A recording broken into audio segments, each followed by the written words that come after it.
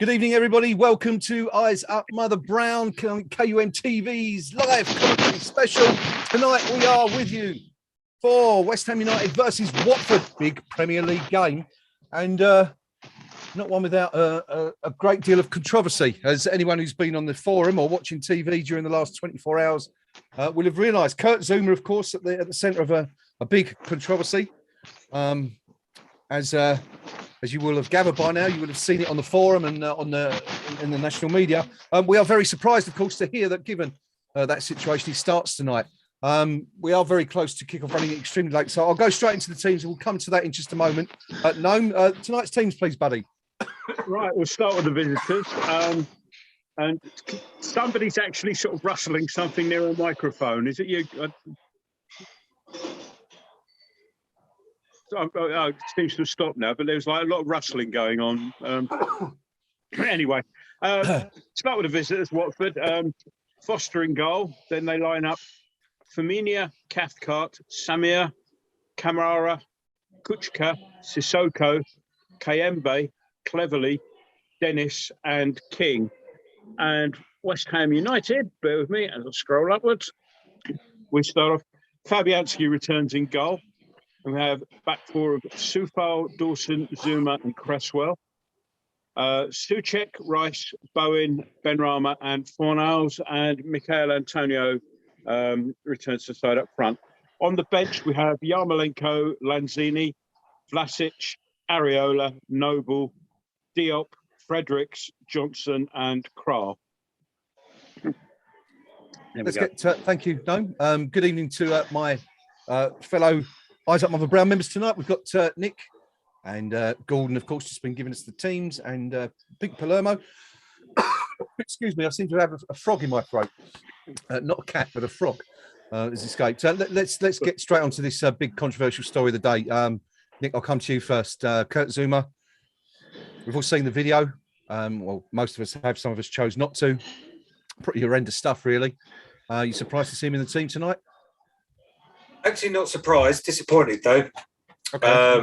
I think, especially with it being Ireland's night and stuff, just drop him for tonight. I don't want to see him play for us again. I know some people say that's an overreaction, but he's not the sort of player I want associated with West Ham. We bring enough trouble on ourselves. See you later, mate. Really that bad for you? Is it you should never play for the club again? It's just about the character. I can kind of understand it. Not that I agree with it. But on the threads, I'd understand it if it was the thing that bit his ankles and he lashed out and kicked it. But the fact it was also premeditated is what I have an issue with. He knew exactly what he was doing. I find it abhorrent. I hate cruelty to animals whatsoever. I've got moggies of my own. Wouldn't even dream of doing anything like that to them. Okay, fair enough. Pinky, you in agreement with Nick, or do you see it another way? If I thought our best chance of 3 points tonight was to have Adolf Hitler and Pol Pot at centre half, I'd pick him. It's that simple. Okay. Because what he's done is wrong. It's terrible. Cruelty to animals is an awful thing. Yeah. But let's not kid ourselves here. We're in grave danger of footballers being held to a higher standard in society than Joe Average or Joe Public. So if you or I had done that today and had been on social media, it's unlikely our employers would be sat there going, we'll conduct an investigation to something you've done in your own house. Yep. Yeah. They'd call us nasty names. They'd think badly of us, and rightly so. Mm-hmm. But it wouldn't affect what we do as an employee. If you're in David Moyes' chair, all he can really consider is, my job is to win 3 points for West Ham United, and my job is to give it the best chance of it. It's like, he won't be comfortable picking Zouma. Nobody is comfortable with it. But as a football professional, it is his best option because, what else can he do? He can take the moral high ground. And what's he going to do then in May when we sack him, when we miss out on a European spot? Yeah. Football managers, they can't afford to live in this high moral tower. You and I can, because we're not there and we're not judged on it. So yeah, Zuma, an unpleasant person, but I'm not surprised that Moyes has picked him. His job's to win games of football. Full stop. Okay. We are just about ready to kick off. Before we do that, I want to get Gordon's view on this. I'm a little bit behind the curve on all this, to be honest, because okay. I haven't seen the video. It was only late last night that I had any knowledge of it at all. So I won't be able to comment on the video itself. Although, at some stage or another, there's 60,000 people in there today. Now, if 60,000 people can honestly put their hands up and say at some point they haven't kicked an animal or something, then fine, let them come in. But if you start doing that, it's just Pinky's comment about footballers being held to a higher standard, maybe that's a fair comment. What I would say is Pinky knows absolutely nothing about football, really, because if you're going to pick Adolf Hitler, you'd have to start him on the right wing, surely. Very good point. Extreme right wing, indeed. Good point. The game's underway, gentlemen. We are underway. Let us know what you think about this controversial issue anyway. No? Yeah, before we go on, while we were talking about that, they had a minute's applause to mark the passing of little Isla Caton. Which of course is the real story of the night, isn't it? That's what it should be about tonight. And both teams wearing pink armbands to commemorate her. So just that's worth mentioning. We started anyway. 40 seconds in on my telly. West Ham started on the front foot with Antonio getting down the left wing there, but the move came back and it's come to nothing. The ball played through to. He might have been shade offside as well. So 56 seconds in if we're doing a time check. Okay. Well, not surprising, I'm a little bit behind the curve. Just very quickly while we're sorry, that's me. That's my backup stream coming through loud and clear. Just a quick look at the Watford team. I mean, it kind of reminds me a bit of an old Lionel Richie song looking at their midfield. You've got Kayembe, cleverly. No. All right, fair enough. No. But is there anyone we're particularly worried about in this Watford side tonight? Who are we looking at and feeling is the real danger there, Nick? I ain't got a clue, mate. I was reading the match threads. Hopefully, you'd come to that. What is the Watford lineup? I've no idea. That's live TV. Noam's just read it out for us. Come on, I thought you were paying attention to hanging on every word. No. Hang on, let me try and find. Nobody listens to me. No, blood. Is that ugly bloke still paying for and not always bullies us? What's his name? Troy Deeney. Who? No, he signed for Birmingham in the summer. Oh, did he? Yeah. Oh, see, well, him. Finger on the pulse, guys. Finger on the pulse. I think it was Claret and Hugh got pulled up for writing a story last time we played them about how he was and someone pointed out he had left 4 months ago. But here we are, just as guilty of it, thanks to Nick up there in the. No, let's just say it was satire. We were being ironic. No, I didn't say he was playing. At least I asked the question. It's true. It's true. Pinky, anyone you're particularly concerned about in the I mean, for me, I think the person I'm most concerned about in the Watford setup, Pink, is probably the manager because he seems to, be able to get them together and got them a clean sheet at the weekend. Absolutely, you've just stole my line from me because Roy Hodgson for me. I mean, I'm not saying my stream is far behind, but Roy Hodgson looks about 35. On my picture and. If there's one thing he knows how to do, he's a classic old-fashioned English football manager who respects the point, will grind out a result, will put 11 men behind the ball, pull every trick going, anything to win a point in a game of football. And I recall years ago, I think when he was Fulham manager, they went down to 10 men and gave an absolute masterclass in stopping the opposition scoring against him, and they ground out a result that day for Fulham, and I wouldn't be surprised tonight to see Watford play the most boring, dull game you've ever seen in your life. Onus very much on us to unlock them. Benny's on the pitch tonight. He's the £30 million man. He's the chairman's favourite. Let's see what he can do. Yeah, very much so. just coming up to 4 minutes gone. No goals so far, Yeah, as no you probably goals. have established. No, West Ham on the front foot though so far, really. Yeah, I mean, we had the ball sort of in our third for a little while there, which Watford high press. So we've got the ball now down by the line, or trying to get a cross in, but I was offside anyway. Yep, flag went up. But Watford seem to be pressing quite high up the pitch, and we seem to be having a little struggle just getting it out. But when we did, there was a couple of crisp passes, but not much really to record so far. Really, not much happening at all. So 4 minutes 44 seconds by my watch, and so free kick to Watford for offside. Same effect as a goal kick. Yeah, I think for me, we're getting on the topic of who do we worry about? Yeah, Hodgson will have them very well organised, and by all accounts, Yes. the Burnley match, they were well organised then. Yes. From an offensive point of view, I think we're looking at Dennis, who. Sorry, just break off there. I thought Bowen was going to get down the line, but the ball's flicked out for a West Ham throw. We're looking at Dennis, who, let's face it, they've brought in dozens of players over the window. And managers. And managers. But when we played them at their place, the one player that they had that looked a class apart was Dennis. And you might remember he had Dawson sort of left him sitting on his backside there down the line, to open the scoring.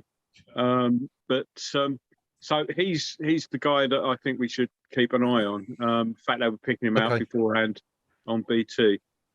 All right, okay, good stuff. So there you go. Very quickly, gentlemen, let's do our predictions. We're 5 minutes in, of course. There's no goals yet, so we can still do it. Nick, I'll come to you first. What do you reckon tonight? I think it's going to be 1-1 draw. 1-1 draw. Pinky? 3-0 West Ham. 3-0 West Ham. Nice and confident. That's good. No? 2-1 to us. Okay. I'm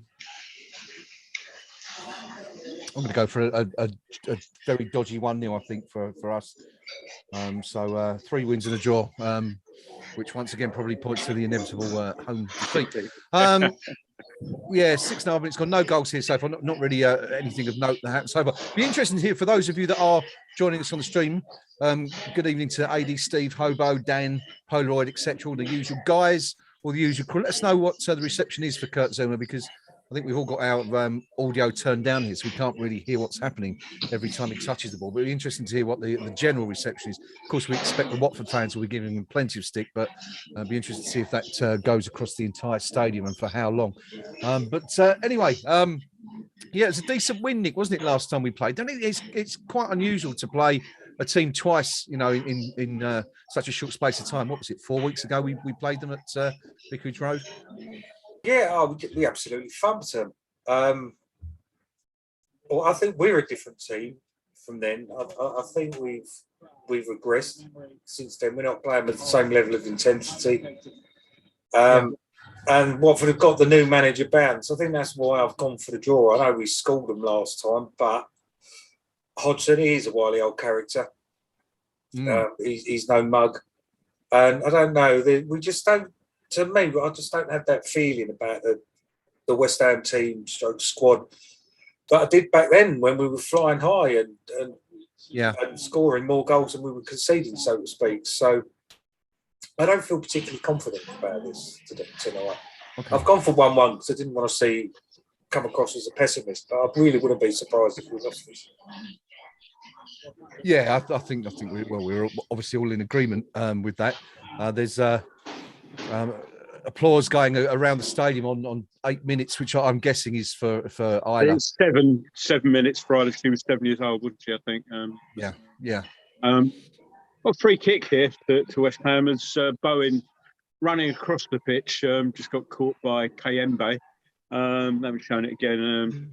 Free kick to West Ham. Bowen's, neither side looking really sort of penetrative at the moment, but Bowen a couple of times has got on the ball and has looked to the start of looking lively, if you like. He's not done anything yet apart from draw that free kick, but he's getting his breath back. So he obviously took a bit out of him, that free kick. Free kick's about, I'm guessing, let's see, about 35 yards out. And it's played to the back post. Two players getting each other's way. Watford just hoof it out for a throw-in on just inside the West Ham half. So nothing from the free kick. Cresswell sent it over towards the far post, but just meaningless stat so far of West Ham in the last 5 minutes have had 79% of the ball, which we all know my views on statistics sometimes, so we'll draw a veil over that. We do love a good meaningless stat on this show, Antonio don't we? nearly got on the end of one, but now that's interesting. I think that's a back pass. Basically, the defenders lobbed it straight back to the keeper. Foster's picked it up, and I think Watford have got away with one there. That looked like a deliberate back pass to me. So, Jack. Well, I was just going to offer my thoughts, but it looks like the stream's gone. Here we are. Here we're just seeing it now. Yeah, it certainly looked like it, didn't it? Is that? It wasn't a desperate lunge away that happened to go at the keeper. He was directing it that way, wasn't he? And the law says if you deliberately play the ball back to the keeper and he picks it up, that's an indirect free kick. So, indeed, not given on this occasion. Steve Palmer. Hi, Steve. Good to see you on the stream. Going for a 2-1 defeat tonight. Ooh, very pessimistic, Steve. Let us know why. Why do you think we're going to lose tonight? But we shall see. Of course, we now have a full range of predictions. Some predicted wins, a draw from Nick and Steve Palmer going for a defeat. Let us know, the rest of you guys, what you think of that. Also, as I said, let us know what you think of the Kurt Zuma situation. Should he have started tonight? Was David Moyes right to throw him in the team and make him face the music? Was it a good idea on a night that should be a celebration of the life of little Isla Caton? Let us know your thoughts on all those things. 11 and a bit minutes gone. West Ham 0, Watford 0. Still waiting for our first effort on goal, Pinky. It's been pretty quiet so far. Yeah, and you can expect more of the same for the next half an hour, if I'm being honest. You know, the possession stat is the one that Roy Hodgson will seize upon if it stays like this, because he'll say, well, when did possession become the be-all and end-all? It's what you do with it that counts. And Watford will be loving this at the minute. Whether or not they're capable of holding us out for another, 80, 85 minutes remains to be seen. I think, my concern is, have we got the subtlety in our front line to actually tease them out a little bit? And strangely, this is a game that maybe a player like Lanzini could have been used to good effect in that sense. I'll be very surprised if we didn't see Manu come on at some point just to try and open them up with a little one or two quick 1-2s on the edge of the box and see if we can make something happen. A long way to go yet, but West Ham in absolute total control of this game. I mean, this is like watching Kidderminster in the first half on Saturday. That's how dominant West Ham are at the minute. Yes, maybe we'll come to that at some point later in the game. Of course, West Ham very, very lucky to make it through to the 5th round. Were you, just out of interest, were you guys slightly relieved in some way to see West Ham draw a Premier League team in the next round, as opposed to a team we should be expected on paper to beat? Nick, what's your thoughts on that? It's always better in it against a Premier League team. You know what you're getting, and it depends on which manager's most hungry and what they're going to focus on. You're not going to have Southampton thinking with their cup final and playing out of their skins. There's every chance that he'll put not a second side out, but maybe a few players that don't normally get a look in. Although we're likely to do the same, but I think throughout the squad we have got more quality. So I'd rather have something we know about than the unknown, I think. Yeah. Okay. We haven't played well against Southampton in either match this season. So, and we're not playing that great at the moment. I mean, not much saying this match particularly, which is a bit of a stalemate, but yeah, we're not on great form. So, yeah, I mean, yeah, cup draws, I'm kind of phlegmatic about them now. Antonio, sorry, just turned on the edge of the box, but didn't quite manage to work it in, and Watford can work it away. Well, as ever, when Watford try and work it away so far, every time they've tried to do that, it's floundered on the rock that is Declan Rice, who breaks up the attack and we can go forward again. But so, you know, the draw is what it is. I'd rather have somebody, I don't care who they are, if it's somebody who's absolutely useless and plays badly on the day, whoever they are, whatever league they're in. So, yeah. Pinky, what do you think? Would you like to see us draw perhaps a Luton or someone of that ilk, or are you quite happy, you know, a trip to St Mary's? Not a Luton. I was playing for Boreham Wood. I mean, let's not kick. I mean, let's admit what we are: flat track bullies, and I would always want to draw against the lowest ranked league team left in the competition. Yeah, away from home. Okay, and because, you know, let's be honest, every single one of us that went there on Saturday, when we went to goal down, deep down inside, we all thought, game on. Yeah, you know, we've now got to go and do something. Yeah, and it made it a better game in the sense of something on the result. You know, rocking up at Southampton, and if we get like a 2-goal lead, game over. They're not really bothered. It'd be about Premier League survival for them. There's always the risk that a James Ward-Prowse is going to bang in a free kick from 30 yards, that kind of thing. But you know, in a cup competition, I'd always go for the romantic side, and that is against a minnow, away from home, who steadfastly refuse to switch the tie. And they all come out in their bunting and all the rest of it, and, you know, and charge £5 for a programme that should cost £2 and things like that, as Kidderminster did at the weekend. Yeah, not that I'm bitter. Yeah, it's tight. Just had a chance, though. We just had, a sort of half chance. Souček managed to shoot from one leg against the other one. Now, an attack breaks down and Watford can sort of try and bring the ball back. They've got the ball in our half. Ball played down, edge of the box. It's crossed.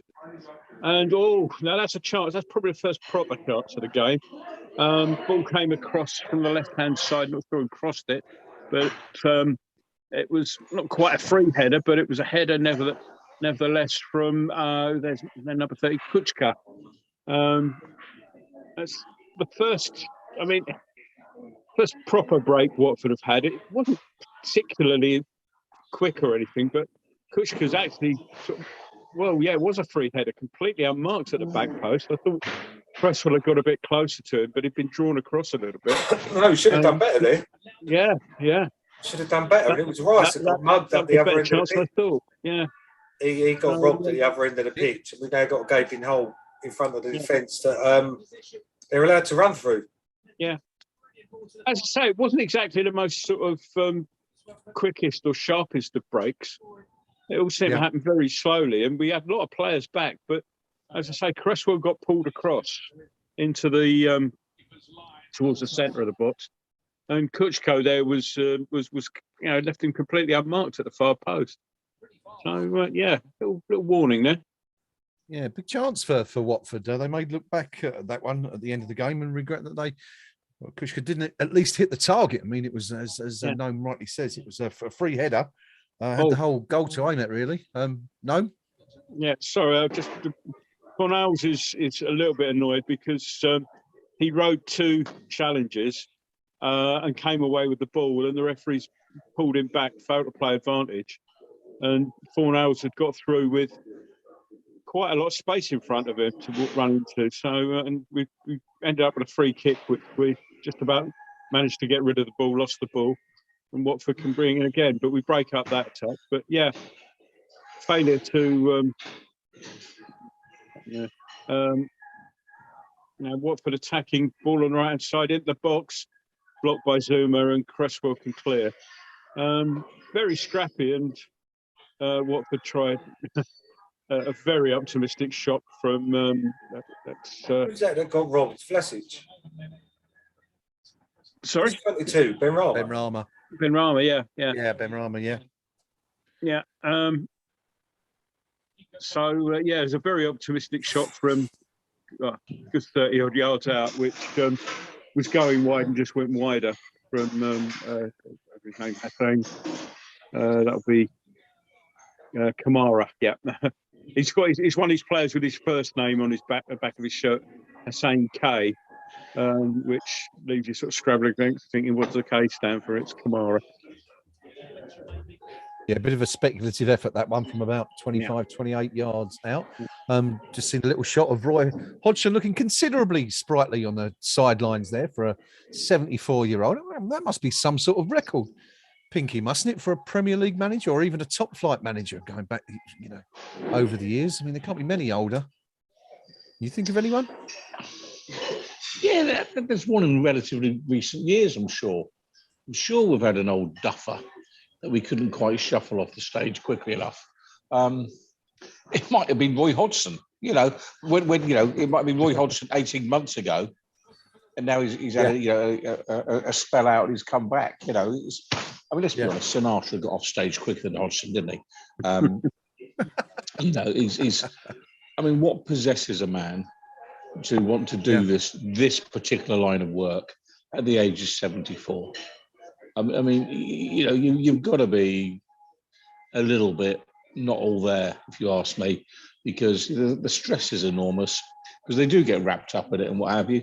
But also you've got to worry about Watford Football Club. How many managers are they getting through? It really is crazy. Two things there.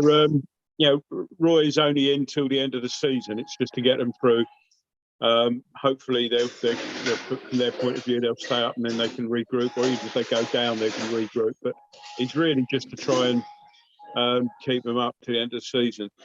Secondly, I've got the list of the top 1, 2, 3, 4, 5 oldest managers in Premier League history. Anyway, Okay. Yeah. In fifth place is Claudio Ranieri, who at 70 years old, they've just replaced with Roy Hodgson. Yeah, he's 70. Neil Warnock was 70 years and 162 days. Alex Ferguson, 71 years and 139 days. Yep. Dear old Bobby Robson, 71 years and 192 days. And Roy Hodgson, 74 now. It was 73 years and 287 days when he, in inverted commas, retired, and he's back now at the age of 74 and a bit. I wonder who West Ham's oldest manager was. Sorry, Pinky, go on. I was just thinking, is it the energy crisis? I mean, the pensioners worried about not having enough money to heat their homes. You think Roy Hodgson's had to come out and, his wife's like giving him a dig in the ribs and say, look, cost of energy, Roy, I don't want to be heating or eating. I think it's more she said, get away from under my feet, get out. I'm trying to do the Hoover, whatever it is. But yeah, times are hard. It's a crisis across the country. Hobo on the live chat says Watford actually have manager squad numbers. They're going down the left now, and there's Dawson's out there to try and block the cross, which isn't coming yet. And ball comes off Dawson for a corner to Watford. So a little bit more happening in the game. That was Kamara again, number 14, got out there and trained a couple of crosses and then finally played the ball off Dawson. So first corner of the game, as far as I can remember, 23 minutes in. Yep. You can probably tell by the way we're talking about old managers and stuff like that and getting out that it's not been a classic. So it's a bit crap, isn't it? Yeah. I think it's aspiring to be that good. It's not that good. Yeah, so. Yes. Anyway, that question I asked Noam very quickly. Coming in now. Someone can tell us who the oldest West Ham manager was. Do let us know. Noam? Corner came in, Zuma cleared it, still with Watford out on the left-hand side. They're playing it back there, still trying to find an opening to get the cross in. And it's been crossed from an angle, but that's just going to so harmlessly wide, 6-7 yards wide for a goal kick. So yeah, oldest West Ham manager. Got to be one of the first two, isn't it? Well, Surely. I think he probably like Charlie Painter or Yeah. Sid King or something like that. They went on for a ripe old age, didn't they? Well, I mean, Charlie was manager for what, 30 years, wasn't he? Yeah. Give or take a year or two. Yeah, but sure somebody can look it up for us. I'm trying hard not to take my eyes off this enrapturing game. Watford again. It weren't Sid King because he was 58 when he left. Really? Is that young? Yeah. Trouble is, of course, I did mean Sid, of course, when I said. Yeah. I meant Sid. Sorry, when I said had managed for 30 years, of course, West Ham's first manager, succeeded by Charlie Painter. But let us know if you know who the oldest was at the time. Charlie Painter was 69 when he left. That must be he must be the oldest, because I mean Charlie was there pretty much from the start, wasn't he? And 1950 was it? Ted Fenton came in. Yeah. A little bit of a scare there as a cross came in and Zuma missed a header, but we brought the ball out. It didn't fall kindly for Watford, and we brought the ball out. Watford just beginning to have a little bit of a spell there, sort of putting us under a little bit of pressure. But we've got the ball back now, and I think Zuma's hobbling a bit, but he's up now, and he's he's running clear of the penalty area because I think they were a bit worried about the injury. Now we've got the ball between the lines there for a bit. Now Bowen's on the ball, plays an angle crossing, but there's nobody there, and Watford can clear, and Watford can bring it away again. The second oldest manager is. I found that one out. Go on, far away. Manuel Pellegrini. Yeah, right, yeah. Oh, well, yeah. Watford had just had a shot there. Ball worked to the edge of the box. The player wasn't closed down particularly. A nice little ball inside there. He's come across. Zuma really doesn't close him down. Ball goes between Zuma's leg. Again, it's not accurate. It's going wide, but it went wide. But somebody where they've got at the edge of the box like that, you really do have to close them down. Well, it's still 0-0 here anyway. I was just sorry. I was more captivated by what Pinky seems to be eating for his dinner. We just had it, and it's served in front of the cameras as if to tease us. Almost put. Look at that! That's a burger and a half. That is, isn't it? Marvelous. You can't beat the KUMB TV staff canteen. I mean, I can tell you now, for those watching, this is just one of the many fringe benefits. You can't beat or you can't eat in it. Well, something like that, Corner to West Ham. Hey! First corner of a little bit of pressure from West Ham there. Yes. Bowen or Souček. Bowen's on the ball anyway to take the corner. That was infuriating on Saturday. A number of times we just kicked it short and Madness.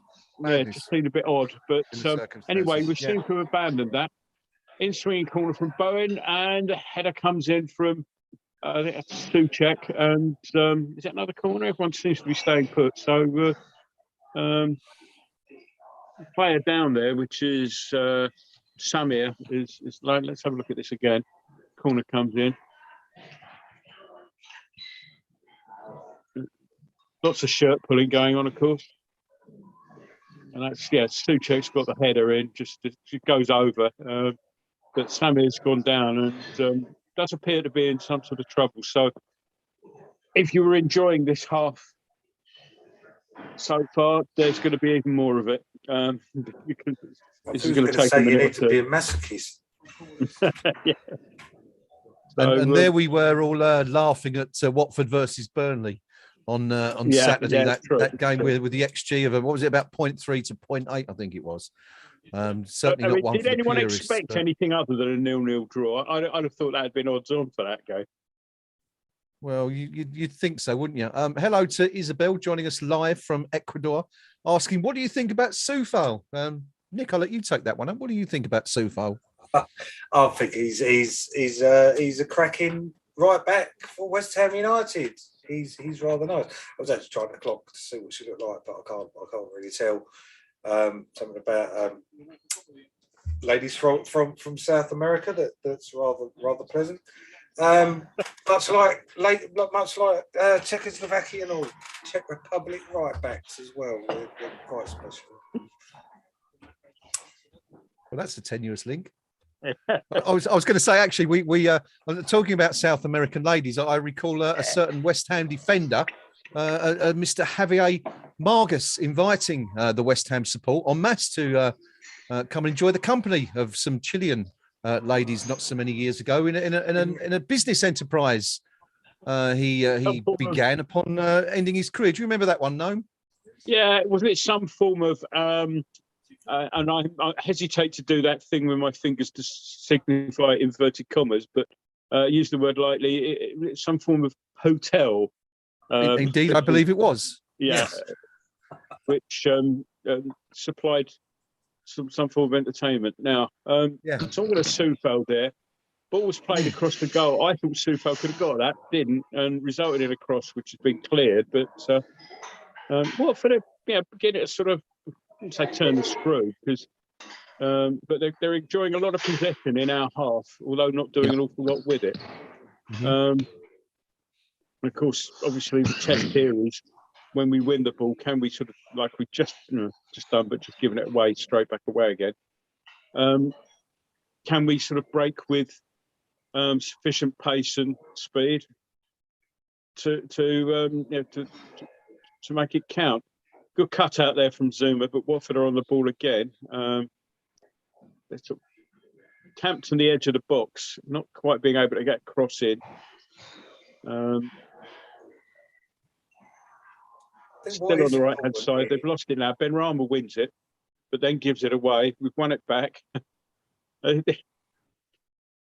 It's been played off a Watford player for a goal kick.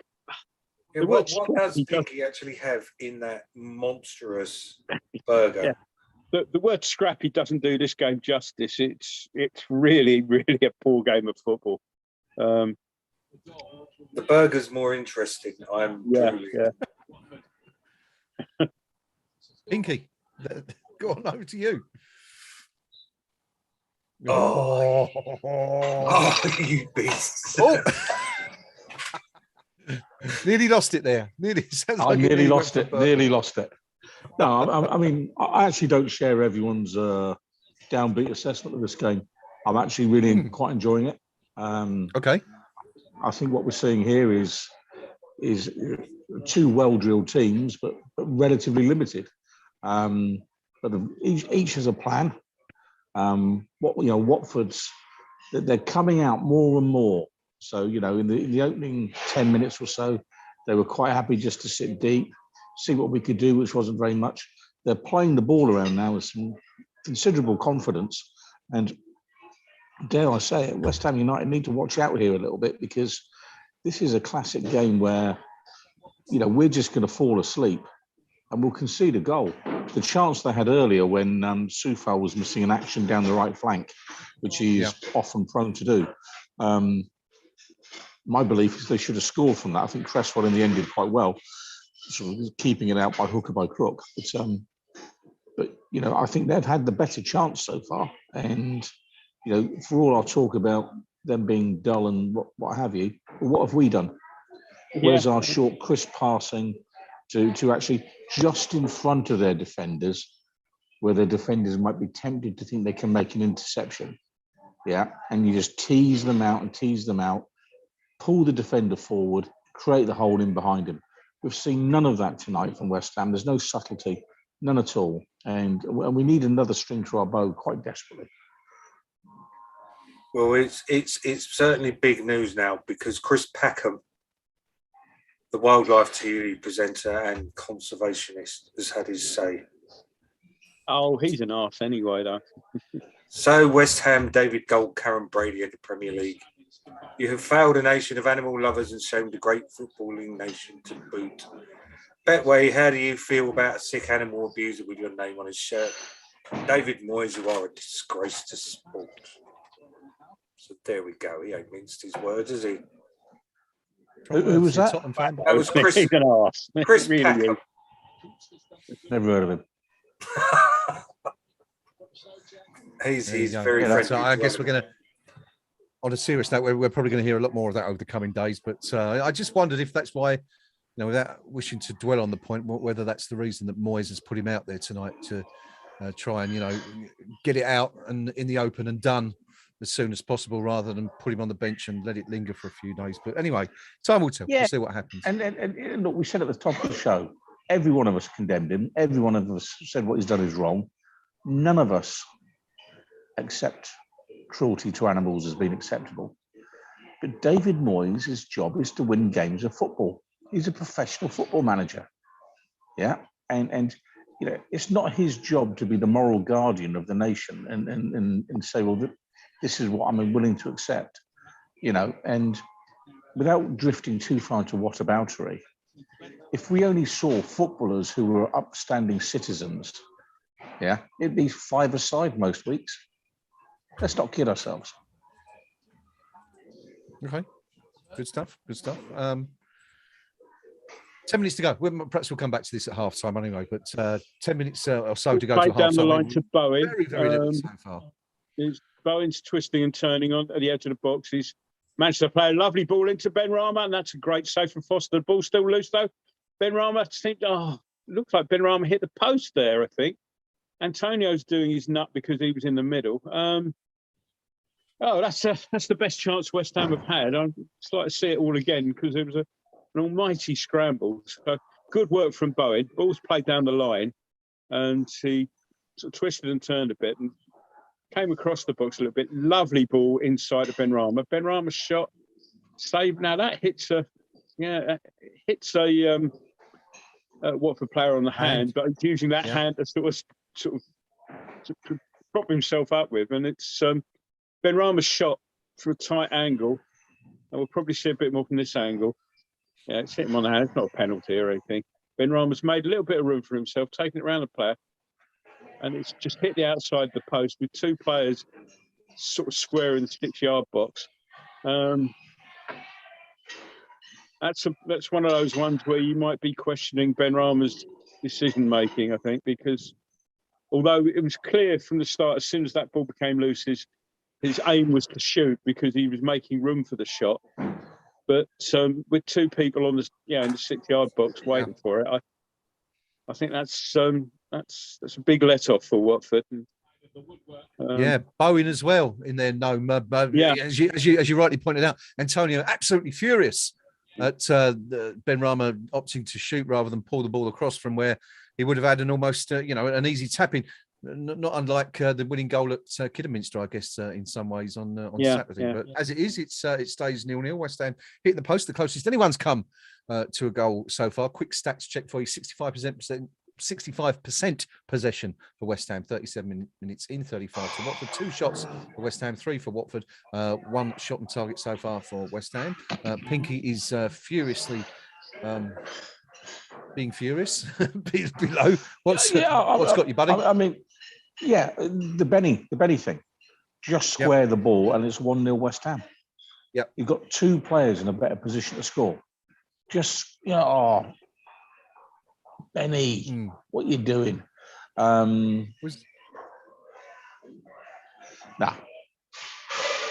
Sorry. Was in very similar positions, wasn't he, Pinky, a couple of times on Saturday, where he got in the box and pulled the trigger and couldn't quite find the net or played the wrong pass. Yeah, and look, none of us know what the manager's told him to do.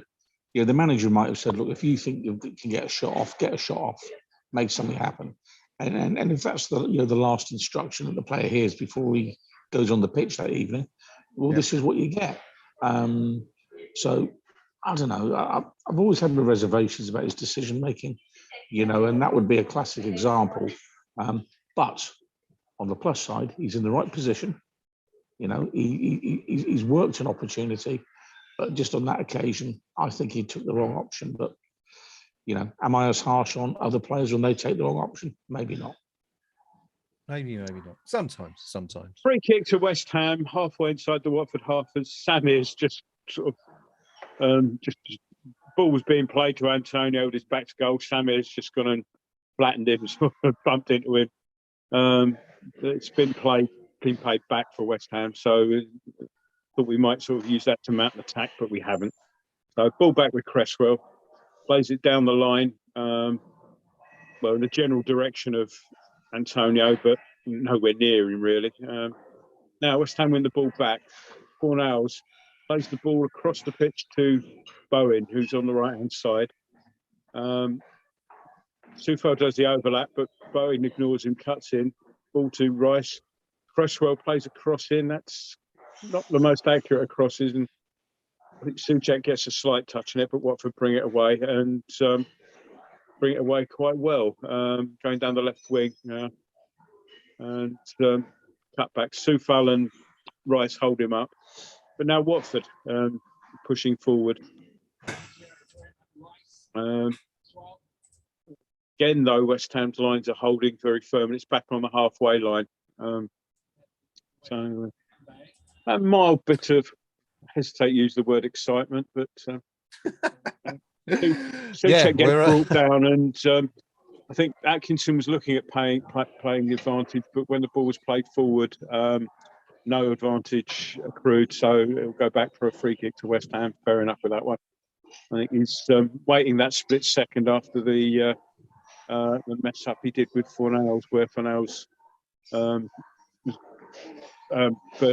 bursting away and got pulled back to be given a free kick. 5 minutes to go to half time. It's still West Ham United 0, Watford 0. Very, very dull first half. It's got to be said so far. West Ham 4 shots to Watford's 3, but of the 7, just 1 on target so far. Struggling to think what that was. I guess it would have been Ben Rama's first effort. First that was saved by Foster, yeah. That he got the rebound on. But it's, entertainment has been very, very... I mean, I have to say, if you're a Watford fan and you took the time to travel to Burnley at the weekend, and now you've made the trip down to London, you're not getting much value for money. It's got to be said, although they may well be feeling quite different, given that they took a point, and if they get another point here tonight, it may well have been 2 games with a decent result for them, given their perilous position in the table. They'll be happy to see here. Oh, now. Ball's a lucky deflection. Watford player bursts into the box. He pulled the ball back and then gone flying to the floor. But it's offside anyway. I think that was interesting because it was King, wasn't it? Yeah, Josh King, the very named Norwegian, went bursting through. Basically, when the ball was played to him, I wasn't sure quite who it came off, but it was. Let's have a look now. Yeah, he is off. Yeah, he's just half a yard off. Yeah, but then let's have a look at this. No, he's trying to claim Cresswell brought him down there. Cresswell or Rice? Rice getting near him. I think it was Rice, wasn't it, in the end? Rice. Sorry, challenging. Yeah, they're not showing it again now because the game's got underway. Bit of urgency. Yeah, lacking completely in the rest of the match so far. So. And West Ham playing about sort of midfield, still in the West Ham half. Souček finds Rice with a bit of space, plays it into Antonio, whose first touch lets him down. But we win the ball back. Fornals plays it out left now to Cresswell. Cresswell puts a long cross in, but again, that's just... Well, it's beyond everyone, but Soufal's there, puts the cross back in, and it's come off a Watford defender for a corner. So... Soufal mopping up the mess there, sort of lost cause, turning into something that we might profit from. So, okay. While we're waiting for that corner to come in, I'll just tell you there's a couple of other games being played in the Premier League tonight. One very interesting one down at the bottom with Watford, Newcastle hosting Everton. There's been 2 own goals in that game already, and they came within about 90 seconds of each other. Mason Holgate scoring an own goal for Newcastle, and then Jamal Lascelles allowing Everton to equalise at the other end just a minute late with an own goal of his own. But anyway, back to the game. No, corner for West Ham. Dangerous looking corner in from Bowen, cleared though. Ball's back with Ben Rama, who plays the ball back out wide towards Bowen, but doesn't get anywhere near him. Bowen bravely goes in for the header, but it's still with the Watford player, and he's playing without on the touchline. Nobody really closed down the other players there. we had them penned in, but we're still out on the touchline. And Bowen went to play on. There was a foul by Bowen in there, but that was disappointing because Bowen's sort of working his socks off there, and the Watford player on the ball had two possible out balls there, quite simple balls that weren't being closed down by Bowen's sort of fellow forward-looking players. So need to work a bit harder there, guys. One other game taking place in the Premier League tonight, Burnley, the aforementioned, hosting Manchester United. The visitors 1-0 up after 26 minutes, that one kicking off a little bit later than our game. Paul Pogba scoring the only goal of the game so far after 18 minutes. Jesse Lingard on the bench there for Manchester United. A minute to go at the London Olympic Stadium between West Ham United and Watford. It's still 0-0. Nick, it's not been the most scintillating of halves so far, it has to be said. No, it's not. It's I see Pinky's point of view that it's two very well organised teams going toe to toe, so to speak. But it's not been one for the purists, is it? For enjoyment. It's been more entertaining reading the YouTube comments before and the comments about my background, which is quite amusing. We've got 1 minute of stoppage added on, which I think is a little bit tight, given that we did have a Watford player down for I thought probably at least two minutes there, but clearly not. And 1 minute stoppage time. We're halfway through that already. So Rice gets caught in position. No, he wins it back and plays the ball to Cresswell. Tries to play it down the line, but like most of our passes today, they're not quite accurate enough. Gets cut out. And we just enough time to take this throw, and I think, and we'll probably just see it through. You know, it's one of those games when you're only getting 1 minute. Nick, go on. Oh, you know, it's one of those games when you're only getting 1 minute of added time at the end. Yeah. First half. Yeah. It's like, just get in, go and have a cup of tea. Yes. Not been much to talk about. There it is. Half-time whistles blown. It's West Ham United 0, Watford 0. Quick look at the match stats. Says West Ham have enjoyed. I'm not sure that's particularly the right word, but have had perhaps 68% of possession. Watford 32. West Ham 5 shots, 1 on target. Watford 3 efforts on goal, none on target. 2 corners for West Ham, 1 for Watford. 16th minute, Thomas Souček had the first opportunity of the game, but kicked the ball against his other leg instead of hitting it at the target, which kind of set the tone for the rest of the half, really. Watford's best chance of the game came a minute later. Kushka found unmarked at the far post, free header at goal, but only managed to send it back across goal and wide of the target. Kamara had an effort for Watford a couple of minutes later from 25, 26 yards out, which he dragged wide of the post. Nothing for Lucas Fabianski to be worried about. And then 9 minutes later, 28 minutes on the clock, Thomas Souček from West Ham's first corner put a header narrowly over the bar. The best chance for West Ham and the best chance for either side came in the 36th minute, where Said Benrahma played into the box. Clever little reverse pass from Jared Bowen, found Benrahma about 8 yards from goal. His shot was smothered initially, but spilled by the keeper. And Benrahma, unfortunately, when he had options inside, we'll talk about this one in a minute, I think. But Michail Antonio, Jared Bowen, both free in the box from where they would have had a simple tap in from no more than a yard or two out. But instead, Benrahma opted to shoot from a quite acute angle and only hit the post. And that was the last real chance of the first half. Pinky, who is, I imagine his appetite is sated now, looks a bit happier. What do you make of that first 45 minutes, buddy? Or 46 minutes? I think it's a half from which Roy Hodgson will take great heart. You know, from his perspective, it's halfway to say mission accomplished. If they can get to 90 minutes, that'll be 2 away games, 2 points on the road. The rot very clearly stopped in his mind, because he will say, look, we're not leaking, we're harder to beat. And that's the first thing you're going to do when you fight for your life in the bottom half dozen of the Premier League. From our perspective, Man United winning away from home this evening, that's not a good result for us. No. We need to go on and win this game tonight. Let's not get sucked into this, oh, well, it was 0-0, it was Watford and they were battling. We knew they were going to do that. We need to make a change, do something different to actually create a bit of space in behind them, which was singularly failed to do this evening. And we're just doing more and more of the same. I don't think he's going to do it. We need to do something a little bit different. Question, of course, is does the manager have the personnel on the bench to do anything dramatically different? Lanzini, I think, gives him an option of sorts. But we really are down to, dare I say it, the Harry Bare Bones situation. There's nothing there. I am a bit surprised some of the youth team didn't make the bench tonight. I thought one or two of them may have featured because, we've seen them in some of the European games. We've seen them before Christmas. Why not chuck somebody on the pitch now? Got to do something different. 0-0 is not a good result for us. 0-0 is a disaster for West Ham. Yeah, that's a fair point. Fair point, I think, in the circumstances, especially as you say with Manchester United winning at Turf Moor. The bench quickly, just to run over who we have got as options: Areola back on the bench after his start on Saturday in the Cup at Kidderminster. Ben Johnson, Ryan Fredericks, of course, both who started, as did Issa Diop and Mark Noble and Alex Kral, Lanzini, Vlasic and Yarmolenko. So pretty much the entire team who started on Saturday at Agra Stadium on the bench tonight.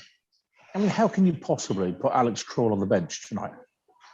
How can you do that and retain any credibility? The manager taking stick for picking Kurt Zouma to start. Yeah. Well, that's not the decision he's got wrong tonight. The decision he's got dreadfully wrong is putting Kral on the bench because he couldn't do it against Kidderminster. He got hooked after 45 minutes. He isn't good enough. And therefore, what we're really saying is we haven't got anyone in the under-23s who's better than Alex Kral. Is that what we're saying? Because if we are, we'll get rid of all them as well, because what is the point? Yeah. And eventually, you have to make a decision on a player. And Kral, whilst he hasn't had a lot of time and he hasn't had many opportunities, every single one of us who was there on Saturday looked at him and went, no. So what is the manager seen in 2 days of training that we couldn't see on Saturday that means he merits a place on the bench tonight? Send the signal. You're not good enough, and bring in someone from the under-23s. Yep, there you go. I thought there was a few like that on Saturday. I don't know whether it was a case of how long have I got? Well, yeah, exactly. I mean, it just seemed like we had a bunch of individuals rather than a team. It was like anyone who hadn't played in the first team for a while was given a shirt and told to start. I've got to say, even though I love the guy, I thought Mark Noble was equally poor. Of course, we say the same about Issa Diop each week, but Vlasic also was just anonymous. And I know people have claimed Yarmolenko, but he was actually behind 2 or 3 of the better chances we had during the game, and to have him as one of your better players, I think illustrates how poor everybody else was on the day. But it's a very good point you make, and it sort of it tells a tale of its own, that doesn't it? No, 0-0 at half time. Really not. You've been trying to make the most of it for us and give us a bit of excitement, and I mean, you've done as well as you could, but you've not been given much to work with, have you, really, in that first half? There's only so much one can do with the material given. Yes, exactly. Really, it's just 2 teams, neither of which played particularly well, cancelling each other out, and it's making all the spectacle you can think. I mean, I kind of almost feel a little bit sorry for the BT guys, because they've had to put a halftime highlights package up. Now they're putting a thing up with West Ham chances. We've had the Souček header, the Ben Rama one, which is by far and away the best one we had.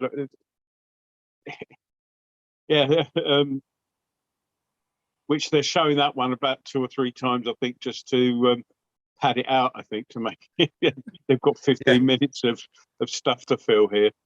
Ben Rama head in his hands, and they've called it a day with those 2 West Ham chances. So it's not a good game. I mean, I still wish I was there to a certain degree. some people may know this, but as I say, my dad's been a bit poorly and he's in hospital at the moment. So I'm kind of staying away from football grounds just in case I get a phone call. It means I've got to go and pick him up or go and see him or something. So he's broke his collarbone, amongst other things. So it'll be a little while before he stands behind me doing the ironing on any of these things. Do you know what? That would have been a highlight tonight, wouldn't it, actually, if we'd have had Noam Senior, with the iron in his hand. It would have given us something to watch, let's be honest. Yeah, I'll tell him that. I will speak to him tomorrow morning. Give him our love from everybody on the team. And I'll just say, that everyone was wishing that you were doing the ironing because it was more interesting than the football. So. But I'm not even joking. That's the point. But Nicky's back with us. I am indeed. Hang on. With his putty cat in the background. I've got that one. Look, I got that one. There it is. There we go. I got a little moo. Don't drop it for Christ's sake. No, I won't. No. Well, drop it. I'll drop kick it. Either. First half, Nick, we're trying to pick the bones out of it. There's as Noam said, we weren't given an awful lot of material to work with in that first half. What's your take from what you've seen there, and what are you expecting after the break?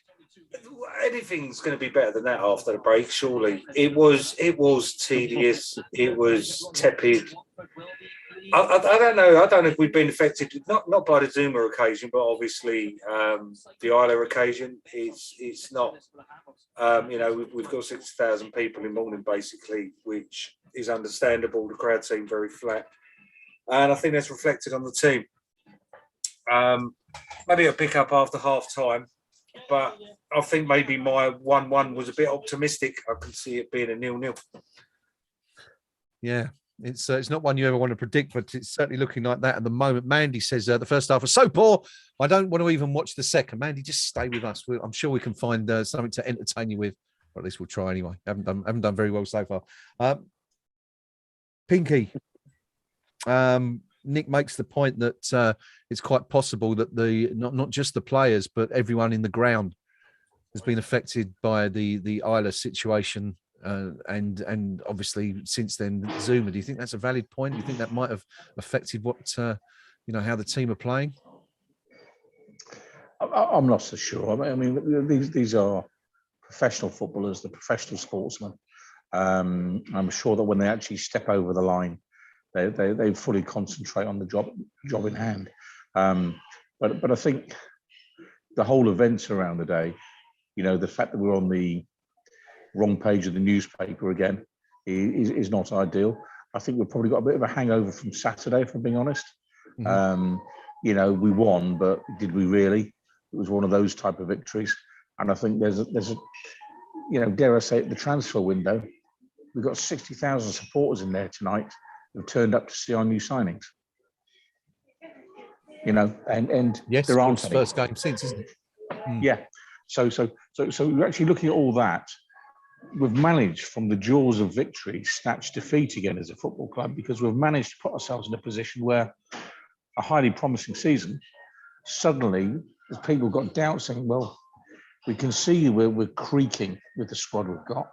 We need reinforcements, and they just haven't arrived. And it's just flattened the whole atmosphere around the club. And I think that's a real factor tonight, if I'm being honest. I think it's the supporters have looked at them and gone, this board of directors, they aren't backing the manager. There's a lot of talk about Danny Kaye, what he was going to do, and he's pumped in his 170 million. But where are the players? That's the long and the short of it. They're not there, and so you're playing Watford.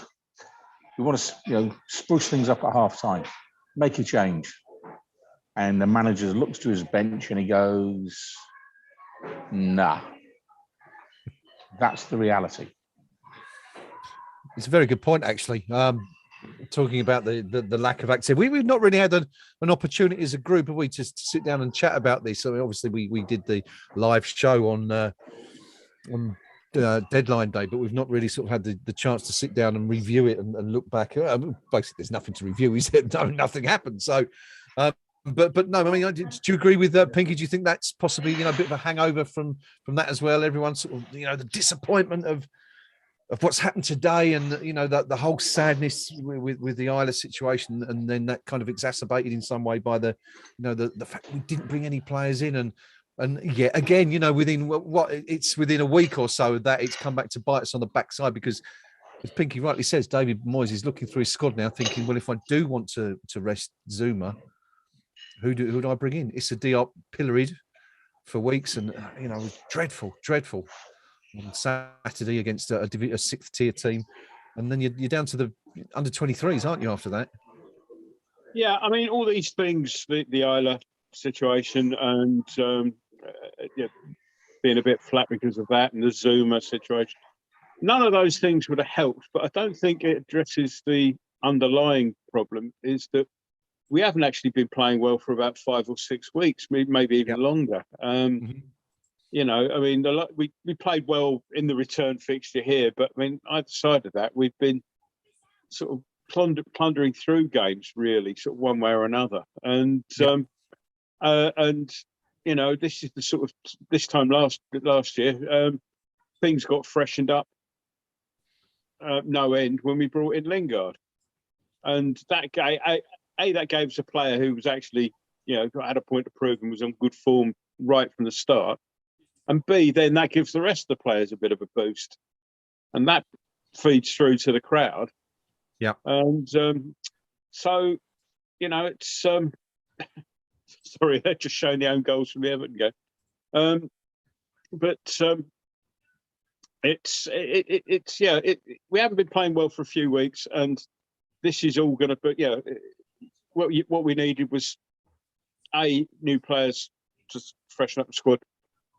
Add a bit of depth to the squad, and we didn't get that. So, expecting, you know, we've had a couple of breaks as well, which not that we had much momentum going into them, but you expect players to sort of suddenly be, you know, play better than they have been, and you know, it's simply just hope over expectation, really.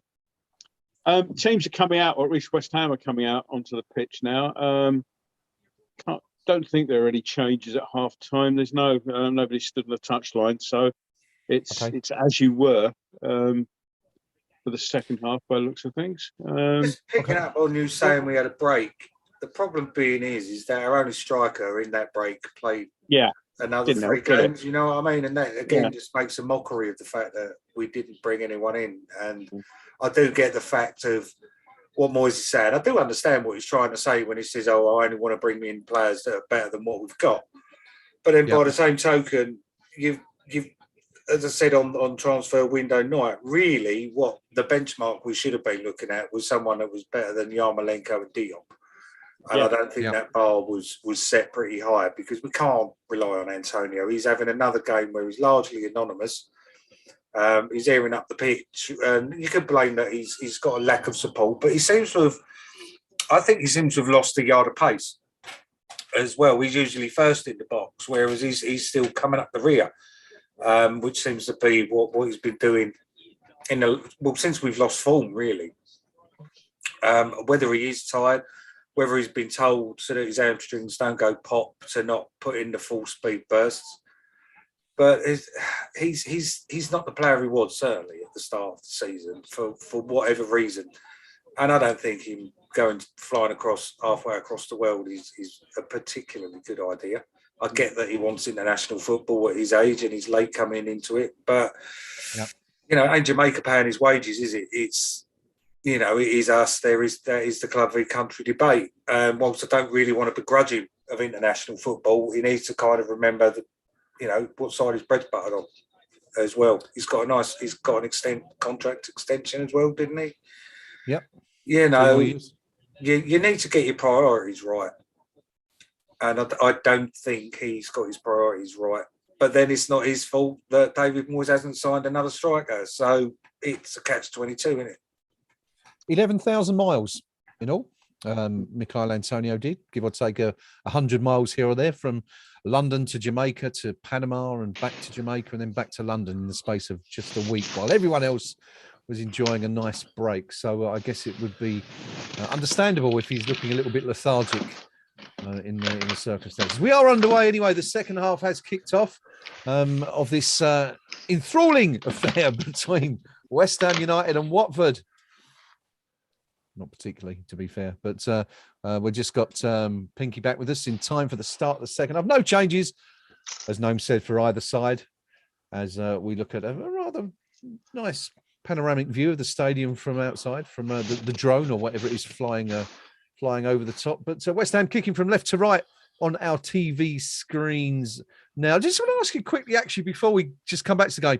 Noam, Nick made the point there about how Moyes said that he wanted players that were better than what he's got. Do you think that's valid? Do you think that's an excuse? I mean, would it have been? Would we as fans been happy to see another player of Yarmolenko's caliber come in just to boost his available options, or do you think he's right in that it's only proper that he should spend his funds on players that are better than what he's already got at this point in time? I think we need a bit of a mixture because we need players who.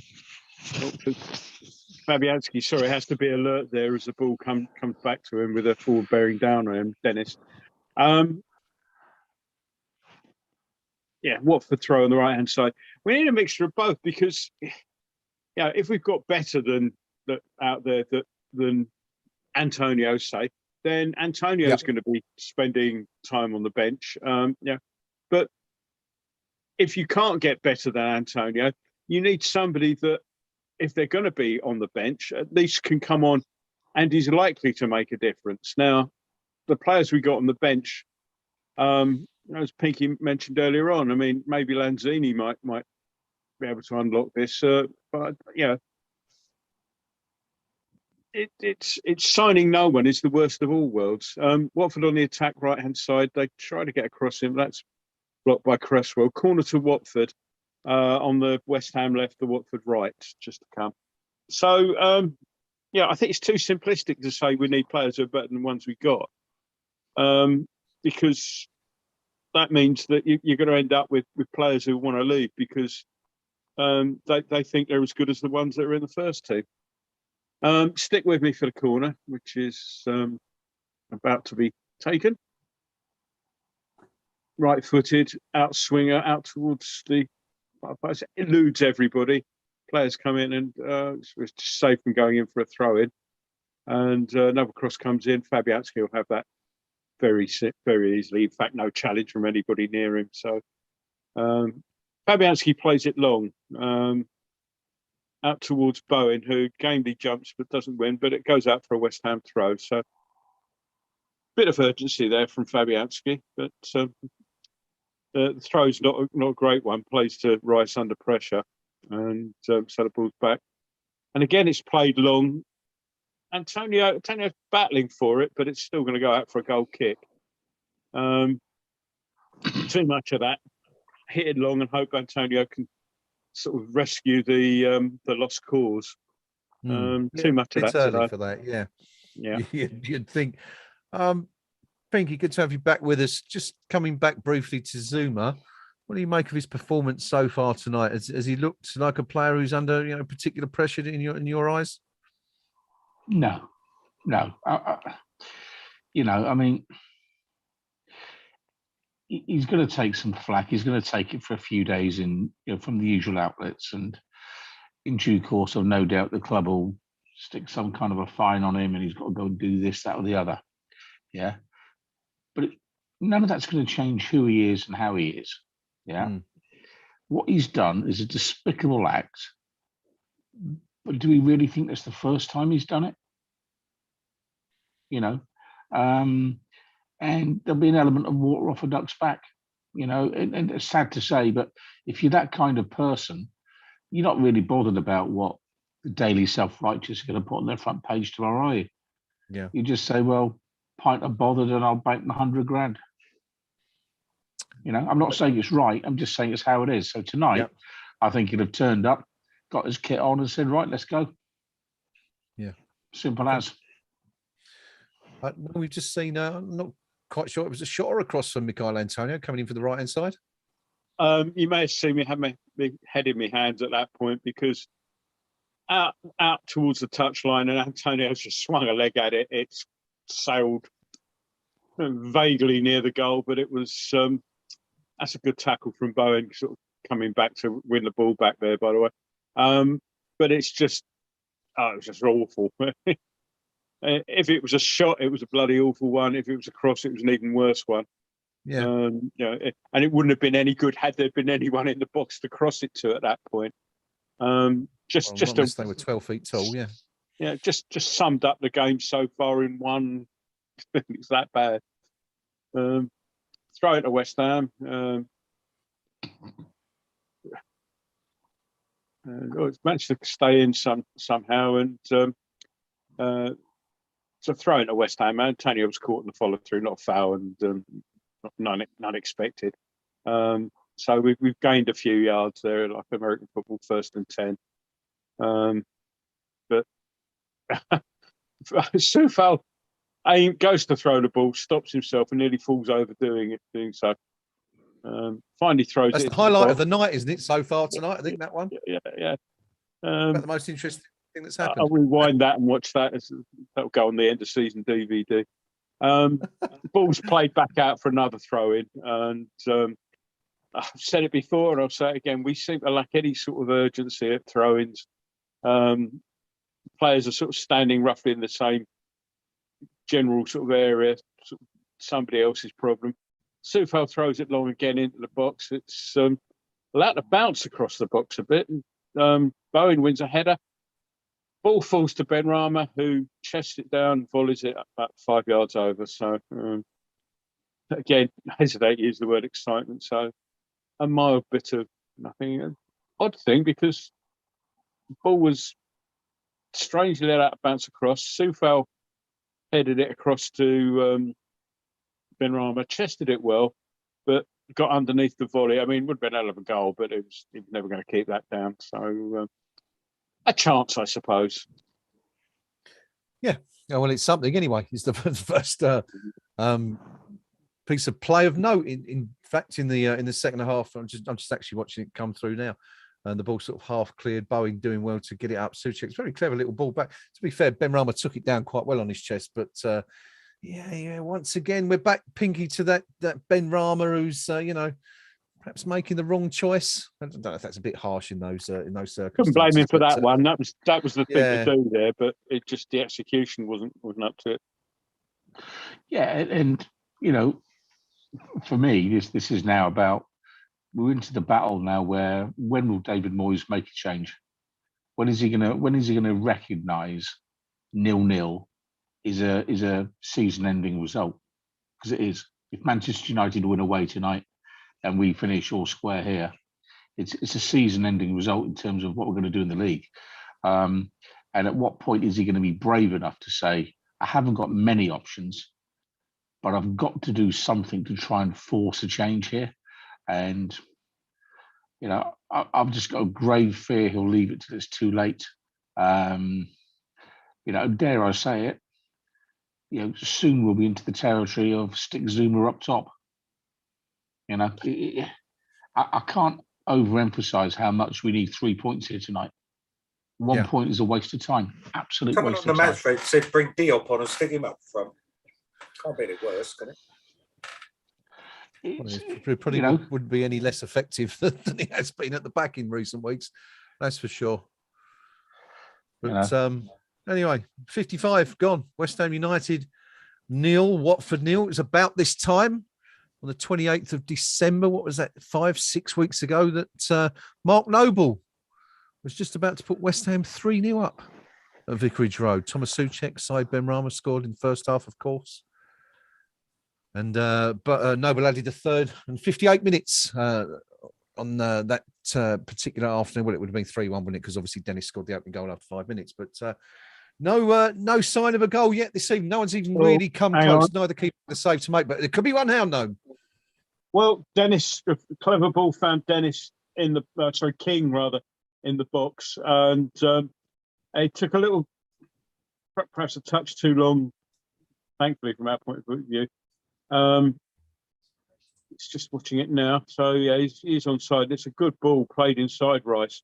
His first touch took him away from the goal, and Rice was able to get back and put it out for a corner. But it was a little bit concerning there. So corner to Watford on our right, their left. Just wait for it to be taken now. Looks like it's going to be right-footed in-swinger by the looks of things. Corner taken. Played into the corner of the 6-yard box, but that just meets Cresswell there, who just heads it out for a throw-in. And nothing much came of it. So, yeah, just a little sort of, as I say, King's first touch had been better. Maybe would have been a lot more trouble. But now then, there's some activity on the in the racing car seats, and Lanzini is getting stripped off. So, given the fact that players never seem to have their kit on, he should be ready in 15 minutes. In the meantime, bit scrappy again. Benrahma tries a turn near the halfway line, loses it. Watford come down, ball on the right-hand side, cross out there. Dawson does very well to head that under pressure. Ball play back to Cresswell. And it's nicely played in the end from Benrahma plays it inside, and West Ham can now bring a ball away. If I said Dawson, I meant Soufal, and who plays the ball up towards Bowen, but the tackle was played at a touch for a West Ham throw. We got 57-46 gone, and Lanzini, which started getting changed about 2 minutes ago. Nick, who's going to be the full guy for you if Lanzini's coming on? Who do you expect to be see hooked here? Nick, sorry. There's a choice in there, really. Everyone's been a bit naff. Probably, I don't know, Benrahma after his conversion, I would think. Yeah. Maybe not. Okay. Well, we're going to find out imminently, I would imagine, because as No said, I think he'll hook Pablo. Pinky? You think Pablo, so? I think he'll hook. Yeah. Okay. Well, odds are it's going to be one of those two. Not many options, as we said, for the boss on the bench tonight. Players mostly who failed on Saturday. I say failed on. We did win in the end, didn't we, at Kidderminster? But as I think Pinky alluded to earlier in the commentary, it's one of those games that we couldn't really have won, regardless of the score. Obviously, all the plaudits went to the home side on that day for their incredible performance, which was actually very nice.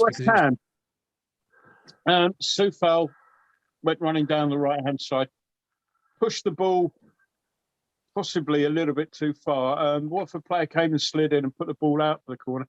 It is Benrahma is the substitution, by the way. That's just now taking place. Well done, Nick. Yeah, I think that's the right call. I think Fornals that would have been my call as well, actually. I think he's got the quality, Fornals, to, even though he's not had the greatest of games and he's been pretty quiet. He's got the quality over Benrahma. I think that he can still make something happen even when he's not having the best of games. Whereas when Benrahma's not having the best of games, he just seems to get worse and worse. I don't think he either has a good game or a bad game. The good ones are few and far between, granted. But Fornals, he's just, he's out of him, Rice and Bowen are the three players that I'd do anything to keep. Okay, we've got a new from Noam in the corner there. Noam, what have we missed? Really. Bowen's corner was headed out. Ball was played back out to Bowen, who cut back, played across, and Dawson went up with a header that may have come off his shoulder, as it often does, and bounced onto the bar. So there was a bit of an ooh. The linesman's flag was correctly up, though Dawson was offside, but hey, I've got to get my oohs where I can at the moment. So we've just seen the news that in other matches, Newcastle have gone 2-1 up against Everton. So that won't please the visitors here. There's an interesting question. If you had to, if one of those had to drop, who would you prefer, Pinky, Everton or Newcastle? Everton all day long. Everton. All day long. I mean, I'm not having this school of science nonsense. They've been an ordinary football club for 25 years. Yeah, and they can have the best stadium in the Championship as far as I'm concerned. Down they go. Yeah, Frank Lampard, do your job. Yeah, take him down, son. Nick, Everton or Newcastle for you? I'll see. I want Newcastle to go down, because if they stay up and start splashing the cash, then that's just another team that's going to end up finishing above us, I think. Yeah. You kind of get the feeling that's inevitable anyway, though, don't you? After, even if they do go down, you sort of expect them to, it's only going to be delayed by a year, I think, isn't it? That it's going to, with all the money, they're awash with cash, aren't they? Basically, so yeah. But you can have all the cash in the world, but you ain't going to buy players that are half decent to go and play in the Championship, are you? That's the thing. We struck lucky with Kevin Nolan, and I don't think you're going to see that in this day and age. No, I don't want the Geordies to go down. It'll be absolutely hilarious. I'm fairly sure Noam's going to go for Everton, but I'll check just in case.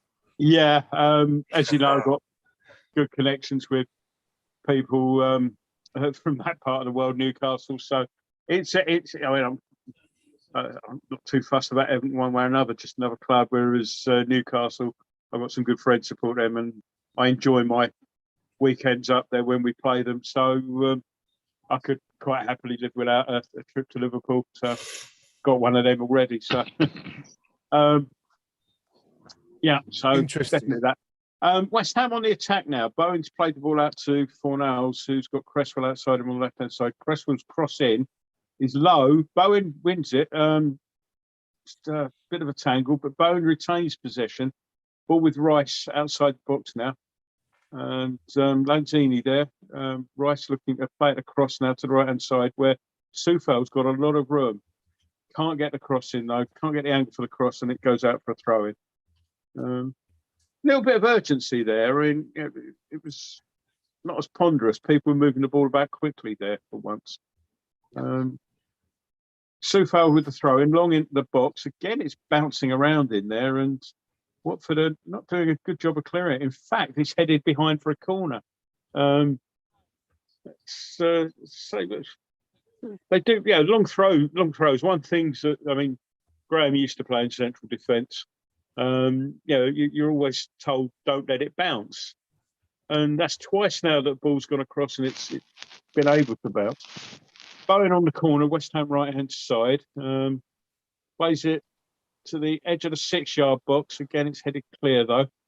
Ball bobbling around, and Watford then just give it a 90-yard hoof, and Fabianski's sitting just outside his box, and we pick the ball up, looking to play it long now. So he's played it out to the right-hand side.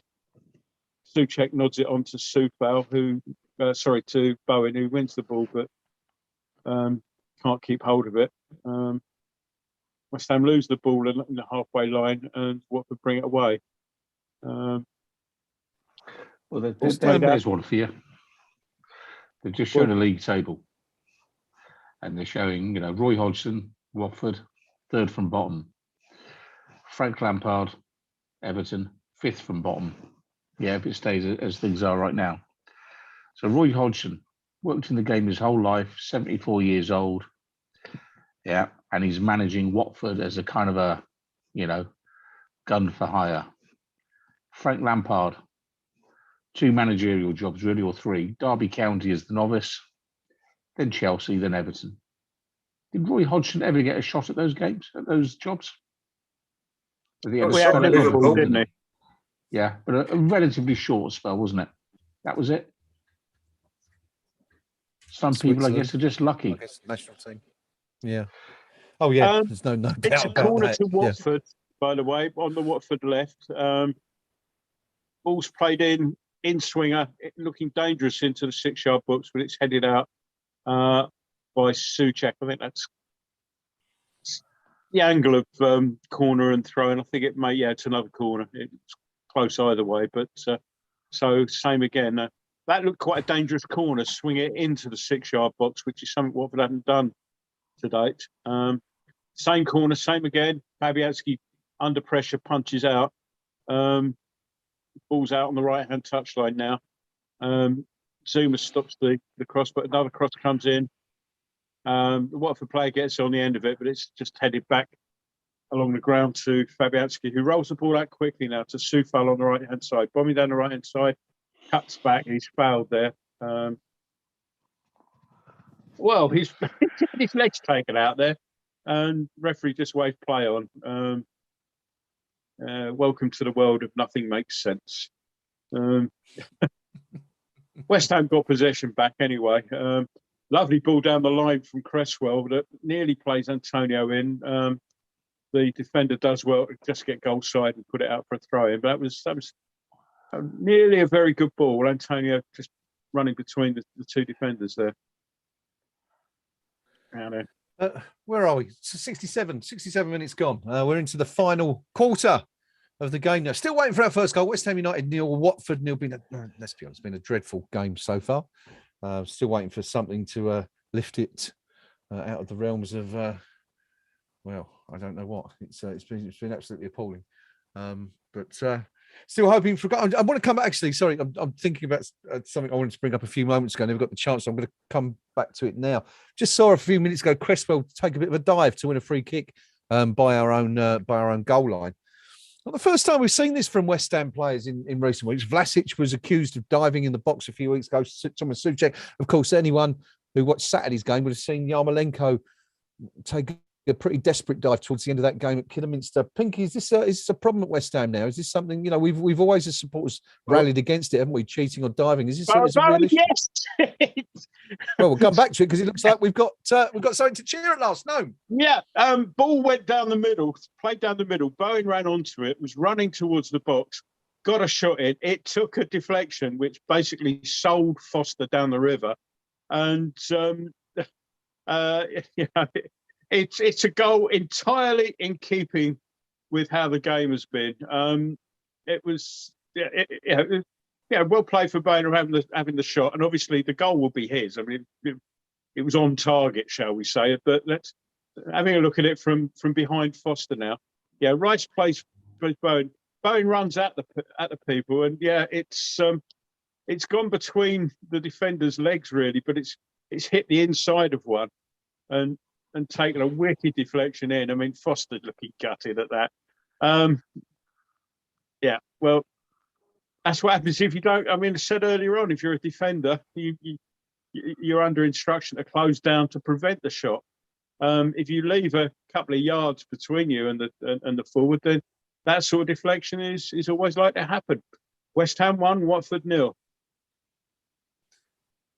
I'd like to say I enjoyed the goal, but I still haven't seen it. My streams all over the place. I've just seen it now. Well, in between the stream dropping, but West Ham lead anyway. Nick, West Ham. Oh, well, it'd be more exciting than anything else that's happened so far. Nick, West Ham 1.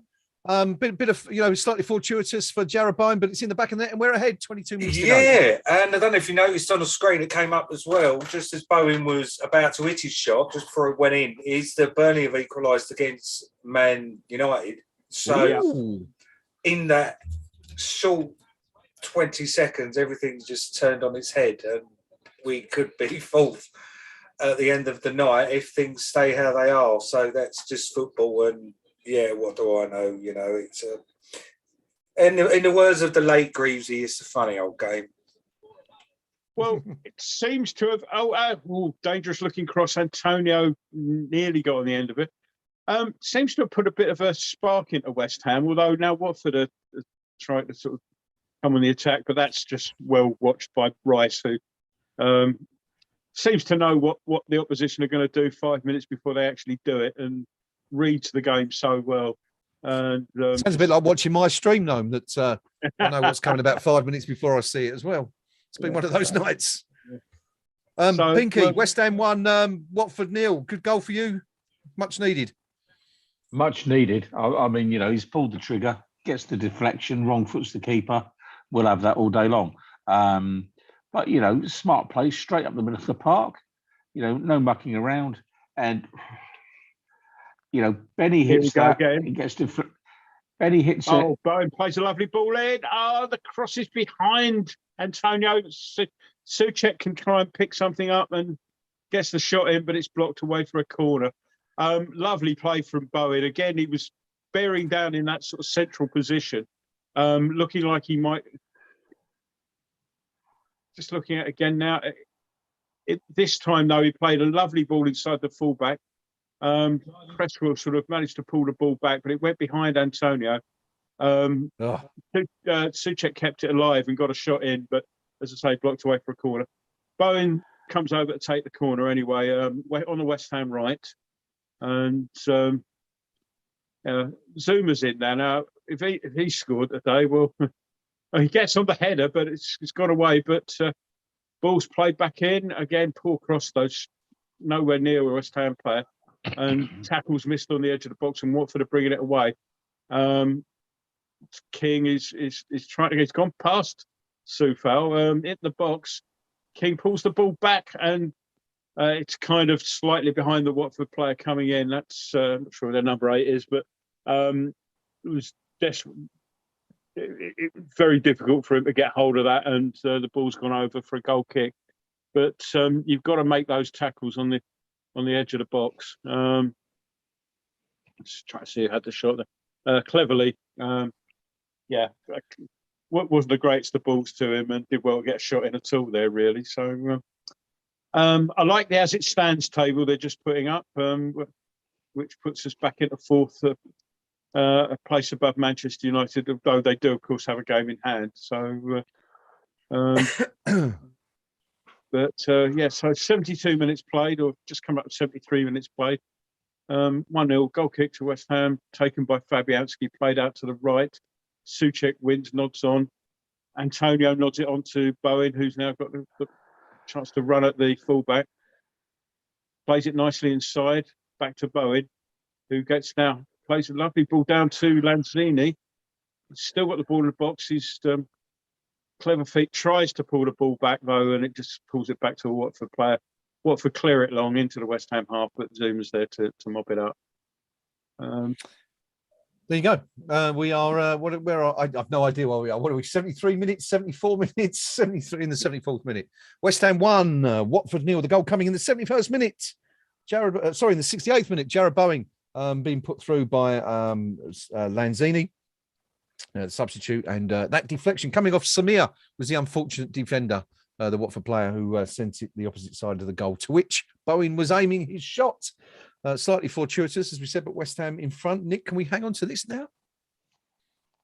I hope so. I've been wrong about everything else tonight, so I'm still sticking with me. I've lost my stream, actually.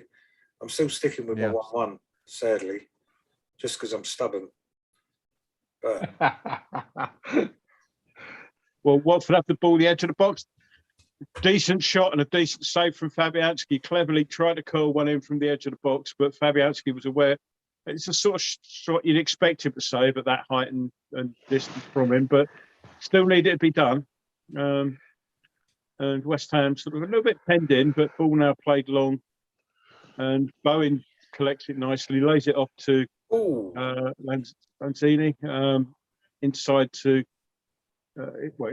ball's now inside to Rice, who look at it, play it forward, plays it to Soufal, right hand side, back to Rice, inside now to Fornals, square across the zoom. West Ham now worked it out from the back quite nicely there, keeping possession fairly well for once.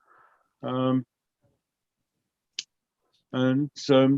think I'm miles behind you.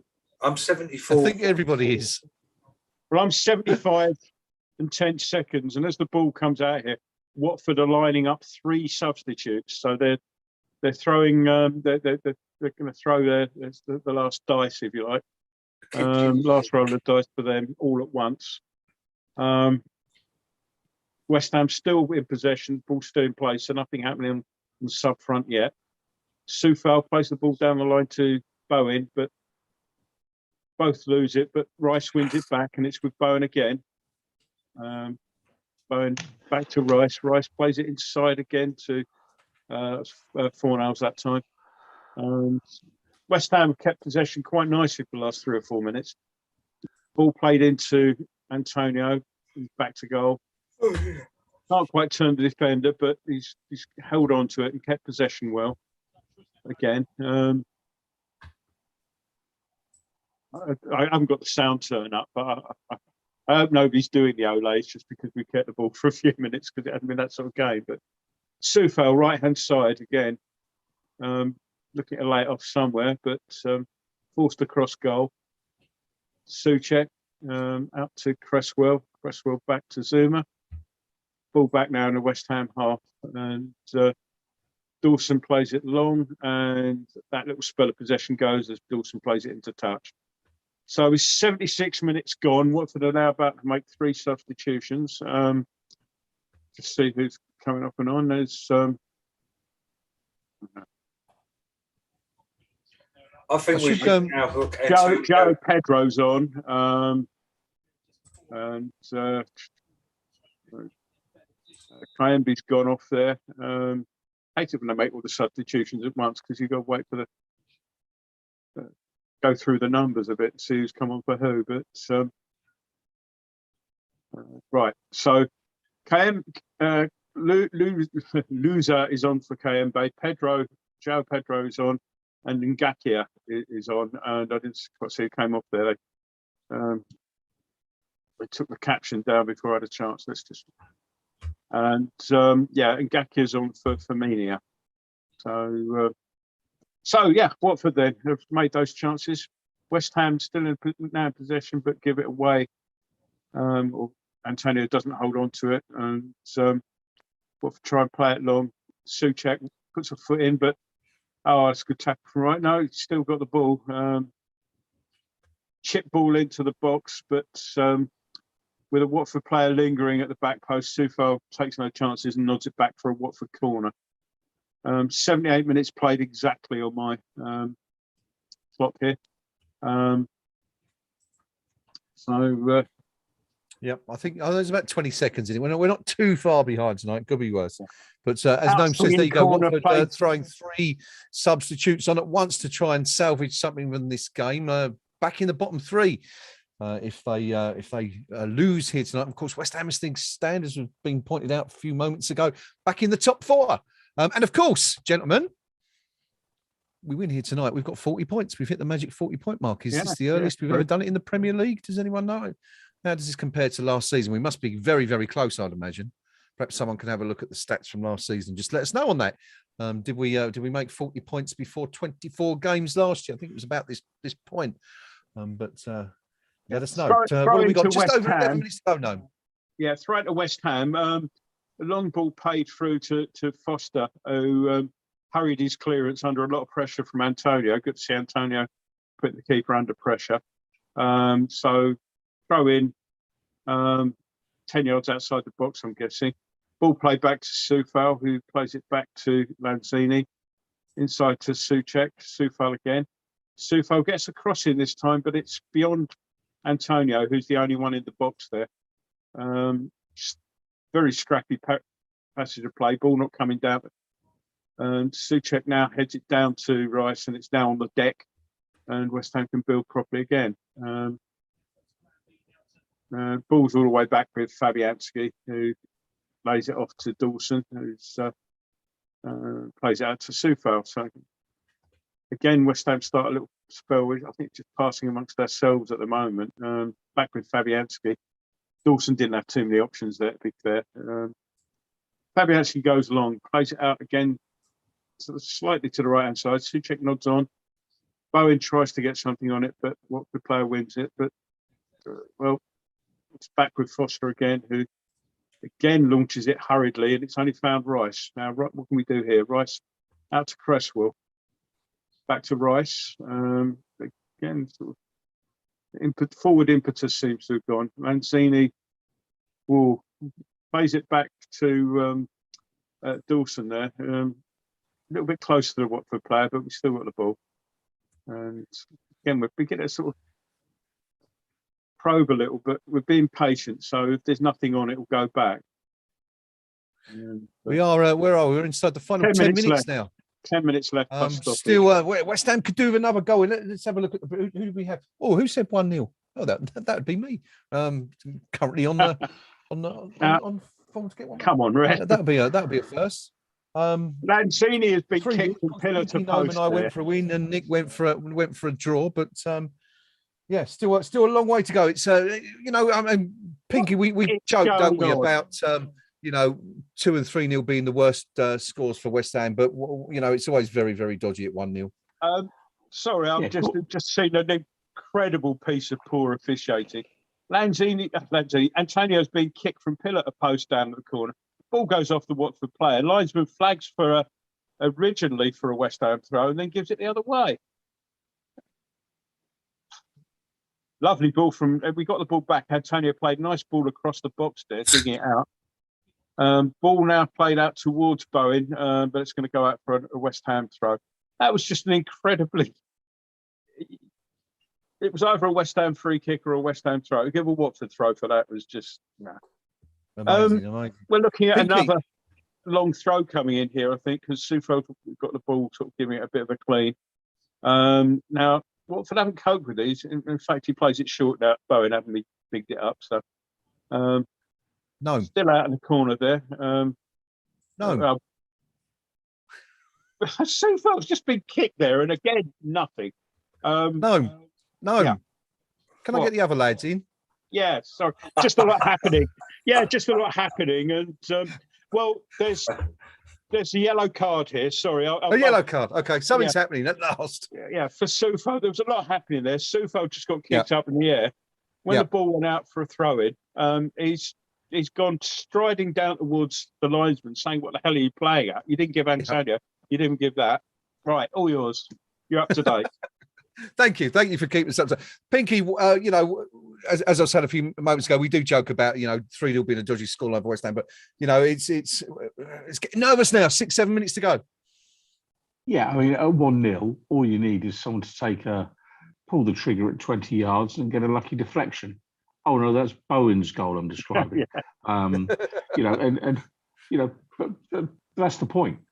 Ben Rama tries that. He doesn't get the lucky deflection. He goes wide and he gets slaughtered. Bowen pulls the trigger. He does get the lucky deflection. He gets the goal. So maybe, Benny has been told by the manager, pull the trigger every chance you get. Maybe Bowen's been told it because, do you know what? There was a lot of good fortune in our goal. But the same would apply if Watford just get within shooting distance of our goal. That's why you need your defensive midfielders to make sure nothing in that D area, no one can pull the trigger. Yeah. And screen it properly, screen your box well. And Noam looks like he's just done something dangerous. What have you done, Noam? Bowen got the ball on the edge of the box, cut inside, hit a curling shot. Foster got a hand to it. It's a good save, I think, in the end. It's good work from Bowen. He's cut in, played the ball, curled it across. A great save from Foster. Pushes it onto the post. Great save. Great work from Bowen. Foster, fair play. Hats off to him. Great save. Second time West Ham have hit the woodwork tonight, of course. Ben Rama in the first half doing so. And great save from Foster, possibly keeping Watford in the game, Nick, with a few minutes left to go here. Oh, yeah. Oh, excuse me, yawning. It's been a long day. It was a good save. And Bowen was unlucky. But hey-ho, them's the breaks. I'd be a bit gutted if it was 0-0 or we were 1-0 down and that happened. But it's just wasting more time now, isn't it? Make the saves. That's great. The clock's still ticking when you have to go and pick the ball out from around the back of the goal. So I'll take that. Kind of looking at that now, it's almost where you'd have expected Yarmolenko to be in his prime, isn't it? Cutting him from the right like that. That was his move. I wonder if he's taught that to Bowen. Yeah, that was his move, isn't it? More bad news for Watford as Newcastle go 3-1 up against Everton. So that will there'll be a bit of a gap now between the two clubs. They were level on points before the start of this. Watford now having come forward and can we get it right, please? Now they're firmly in the 6-yard box. Nobody on the end of it, but that was dangerous. Now they're firmly in the bottom six. I insist they are only ever referenced as Frank Lampard's Everton. Okay, let's have it right. It was Frank Lampard's Chelsea when they were top six. It's Frank Lampard's Everton when they're bottom six.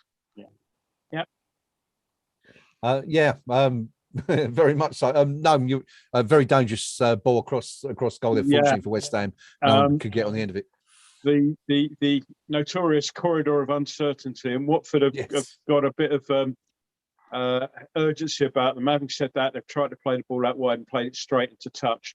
That was heart in mouth time because it was some lovely wing play down there, and it just took a deflection off Zuma, I think, which could have gone anywhere. And Soufal, with a Watford player coming in, Soufal shepherded him, and but yeah, definite heart in mouth time. A wry smile from Mr. Hodgson there. It's one of those things where he knows that was probably one of their better chances. They've not had too many, have they? Really, for a team, struggling against relegation, you can't. I mean, there was that one chance, wasn't it? I think Cleverly was had that curling shot that Fabianski was forced to dive to his left. But that's really been their only real effort on goal tonight, isn't it? I think. Do you remember any more? Certainly, second half. As Cresswell does well, plays the ball off the Watford player for a goal kick. Certainly second half that Fabianski's not really been tested other than that once. I think that before, while it was 0-0, they've got that sort of dilemma, I suppose, whether it's stick or twist, because 0-0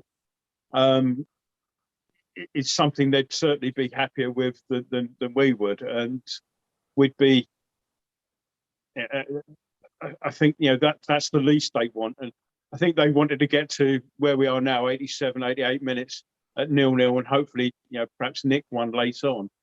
Yeah. Of course, now we've gone the 1-0 up. That's no longer an option, so they're having to sort of try to sort of bring it forward a lot more than they were. So I mean, we're entering the last couple of minutes now. Nick, what are you thinking added on time? Only a couple of minutes, I think. I think it might be worth even bringing on Yarmolenko, just something different. Hook Antonio. You might have seen me chuckling. I've just opened my Facebook, and on one of the local Facebook groups, somebody's actually advertising for a cat sitter, and predictably, guess whose name came up?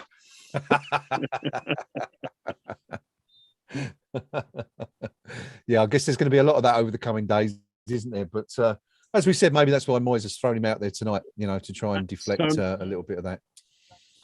Free kick to West Ham.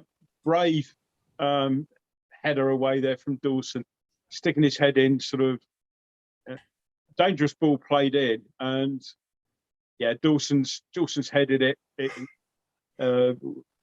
where I'm not sure what the player is, but got a foot on it, and rightly free kick given for dangerous play. But brave from Dawson, very, very good header, of sort of averting a potentially dangerous situation there. So good defence. Oh, he could have killed him. Sorry, Sorry, that was just a bit of sarcasm because it was kind of about as hard as Arsenal booted Berkovic. Yeah, to be honest. And, it was brave to stick your head in. And there was a lot of, but he could have killed him or given him brain damage and all that sort of caper on the Zuma thread today, which... You were quite active in Nick this afternoon. It was good to see you. I've got to say that's probably the busiest thread. Bowen's got past here. Lovely ball played. Lanzini pulls it back to the edge of the box, but it's behind everyone again. Sorry, great work from Bowen on the wing, and lovely ball to Lanzini. But yet again, now Declan's just played the ball. He's been caught and he's gone down. He looks in a lot of pain, which is something we don't want to see. 3 minutes of added time there's going to be. Declan's back on his feet and was inquiring whether or not that challenge might have been legal. But he's back on his feet and moving a bit gingerly. But it's you always worry when you see him go down like that. 3 minutes to go. We're inside, or just 2 and a bit now. I'm assuming live. But West Ham 2 and a quarter. 2.25 minutes to go. Still 1-0 to West Ham. The only goal of the game coming after 68 minutes. Michail Antonio, Pinky. Didn't come back from his jaunt around the world until Friday morning, left out of the team for Kidderminster. What do you make of him tonight? It's where Mickey's been for most of the last 6 weeks. Right. Relatively flat, relatively ineffective, relatively sending everyone a message. I can't do it all by myself. And how often do we keep saying it? We need a different option there. But I've got to say, I'm having a healthy debate with a few people about should he really be playing for Jamaica? Part of me says yes, because no one objects to Declan playing for England, do they? Yep. But let's not forget that Mikel wanted to play for England, first of all, and what got in the squad. So I'm not totally convinced by the allegiance with Jamaica, if I'm being honest. I'll defend his right to play for the country of his choice as appropriate, but there's something not quite right about the whole thing. And, so if he does want to play for Jamaica, well, that's fine. But don't then complain about tiredness the following Tuesday. You've got to do the business for West Ham as well. So go and play for Jamaica, enjoy your football, but come and do the business for West Ham. And tonight he hasn't. He really hasn't. All right. Well, we'll come back to that after the final whistle. We're in the final minute of added on time now. Noam, take us through to the final whistle, if you will. Good take from Fabianski there. Good long cross played in from Watford. Fabianski came for a crowd of players, plucked the ball out of the air. Brilliant. Commanding the goal at the penalty area as you want from a goalkeeper. Watford now obviously trying to go forward, but it's wiggled through. Ball on the edge of the box, but it's basically a West Ham foot on it, and it's cleared long. And in fact, there's your final whistle. West Ham United 1, Watford 0. The TV guys gave Bowen man of the match, by the way, in case anyone's interested in their views. Wasn't an easy watch, was it? No, we'll pick them. I'm still playing on my screen, but I think it still might be the first half. Actually, it's so delayed on the stream tonight. But anyway, Zuma hasn't kicked his cat yet. Yes, that's how far back we are.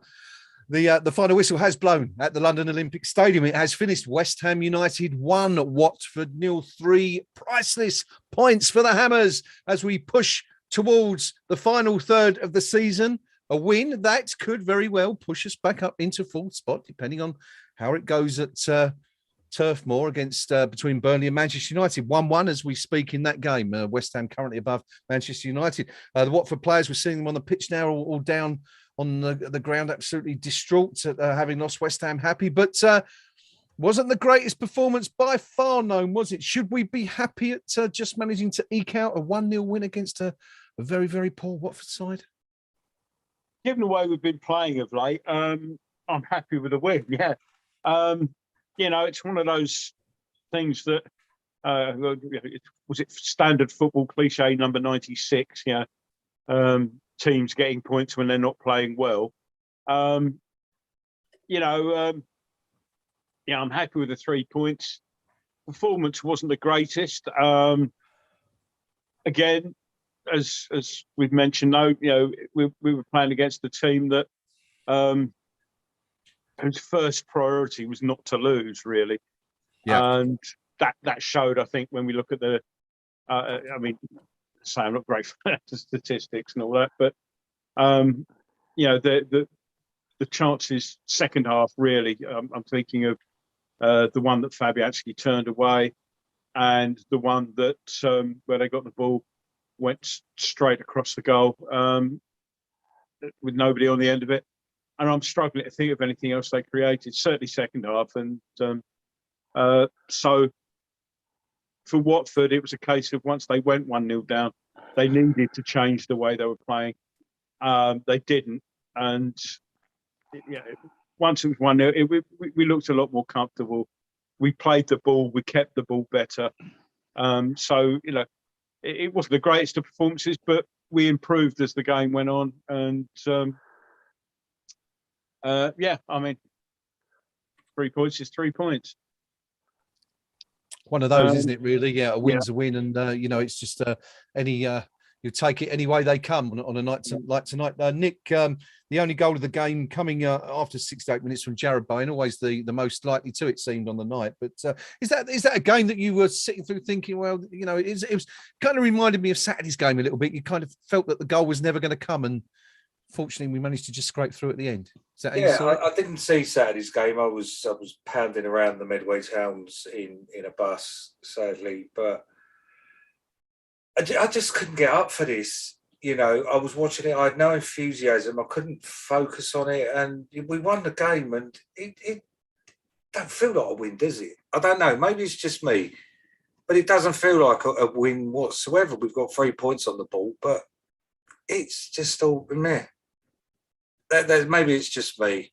Maybe I'm tired. Maybe I'm still grumpy about a club's name being dragged through on the wrong side of the newspapers today. But I couldn't really get excited. Still not excited. We've got 3 points here, and I don't know. Maybe it's just me being a cynical old git. Well, I kind of get what you're saying. It does feel a bit like that, and it's it was. There wasn't an awful lot to take from the game, was there, in terms of quality moments? Normally at this juncture, we're sitting here talking about when so-and-so did this and so-and-so did that.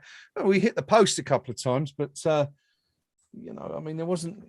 We'll look at the stats in a minute. I haven't got the stats up, but just see if I can get them now. But, I think you're right. It was difficult to get excited by any of that game, really. There wasn't much to be jumping around about. But so let's see what Pinky made of it. We've had Noam and Nick's views. Pinky, West Ham won, Watford 0, 3 points, which we wanted, which of course is all that matters at the end of the day. We are back up to the magical 40-point mark. Of course, we should be safe from relegation. Of course, that's something we celebrate every year. But what did you make of the game overall? It was a poor game. Let's call it what it is. It's a poor game. But you're going to have a poor game against a team whose sole objective really tonight was to try and keep a clean sheet, clean sheet Hodgson. And we got the breakthrough. It wasn't a classic by any means, a bit of a lucky punt, but he's pulled the trigger, he's got the deflection, and we go home with 3 points. Now, cast your mind back to the 70s and 80s when Liverpool or whoever were winning the league every other year or every year. Was every game a classic? No. Was every game a thrill a minute? No.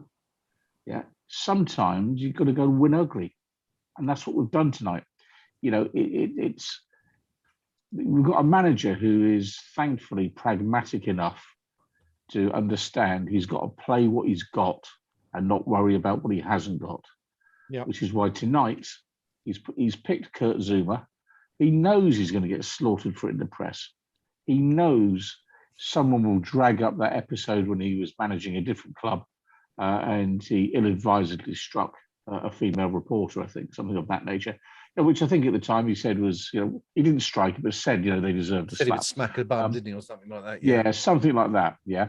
And he knows that's going to get dragged out because people will throw mud at him now. But actually, he's done his job tonight. His job is to win games of football for West Ham United Football Club.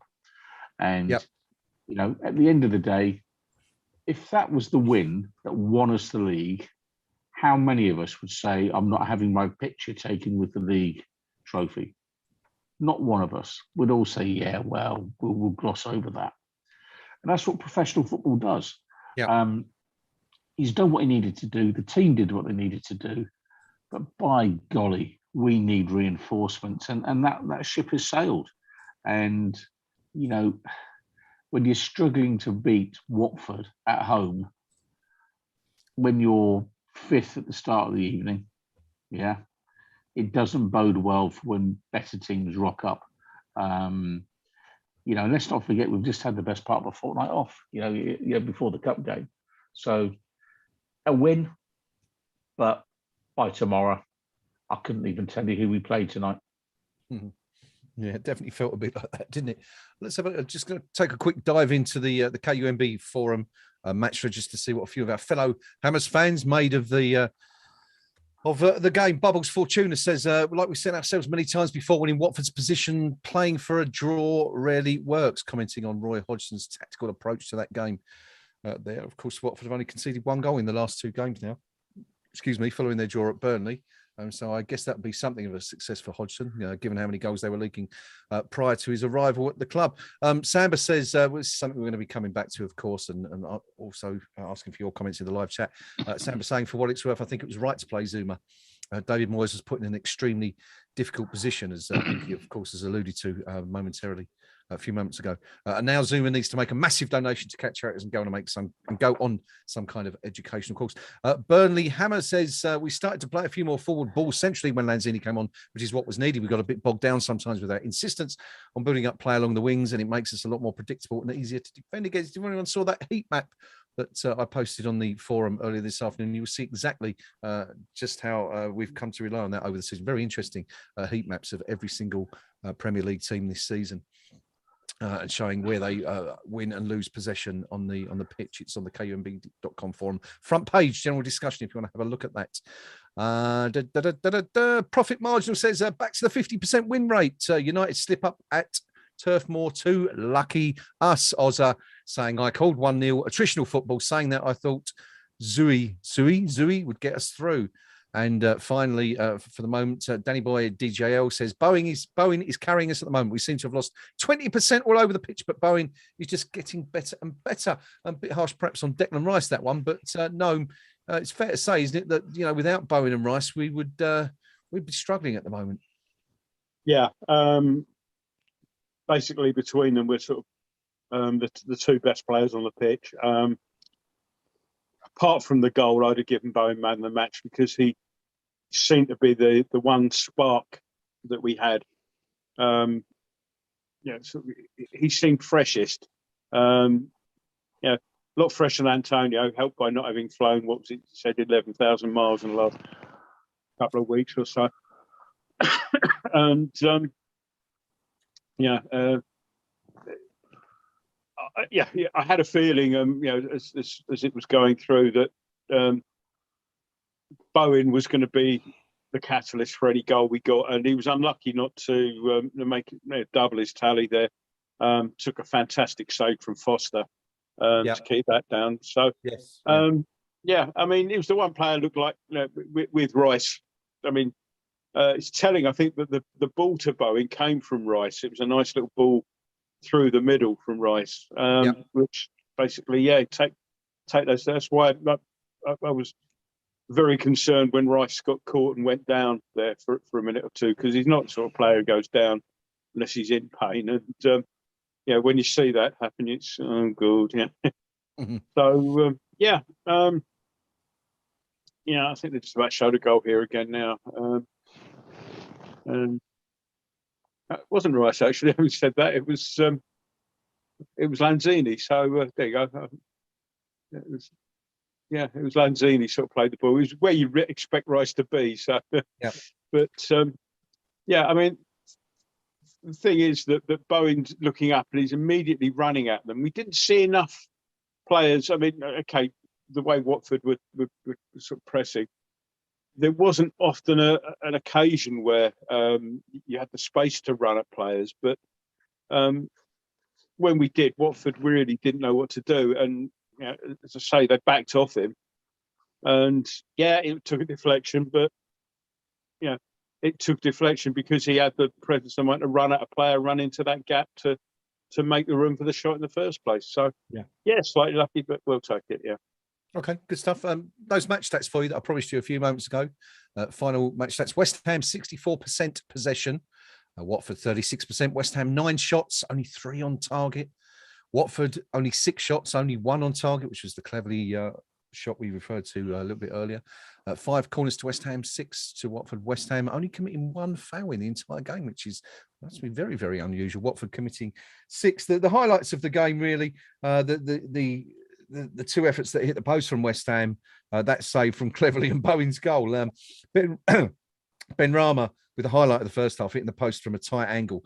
9 minutes before the halftime whistle, when really if he'd have squared the ball, Mikhail Antonio and Jarrod Bowen were just waiting to turn the ball over the line, both quite disappointed. The goal coming on 68 minutes, Jarrod Bowen, a deflection off Samir from a Lanzini pass, scoring what ultimately proved to be the winning goal, the only goal of the game. Lucas Fabianski didn't have a lot to do, but on 75 minutes, he produced a fabulous save from Cleverley's curling shot to his left-hand side to tip it wide of the post. Looked like that one was going in. And then with 6 minutes to go, Jarrod Bowen cut inside, close to scoring a second, but a great save from Foster, pushing the ball onto the post to keep Watford in the game for the final few minutes. That was about it as far as highlights went. It was very, very quiet overall. I'm just going to touch quickly on a few comments from the Watford forum. We've done the KUMB.com forum match thread. So a quick look at the WFC forums.com just to see what the guys over there are saying. I mean, as you can understand, as you would imagine, they're all pretty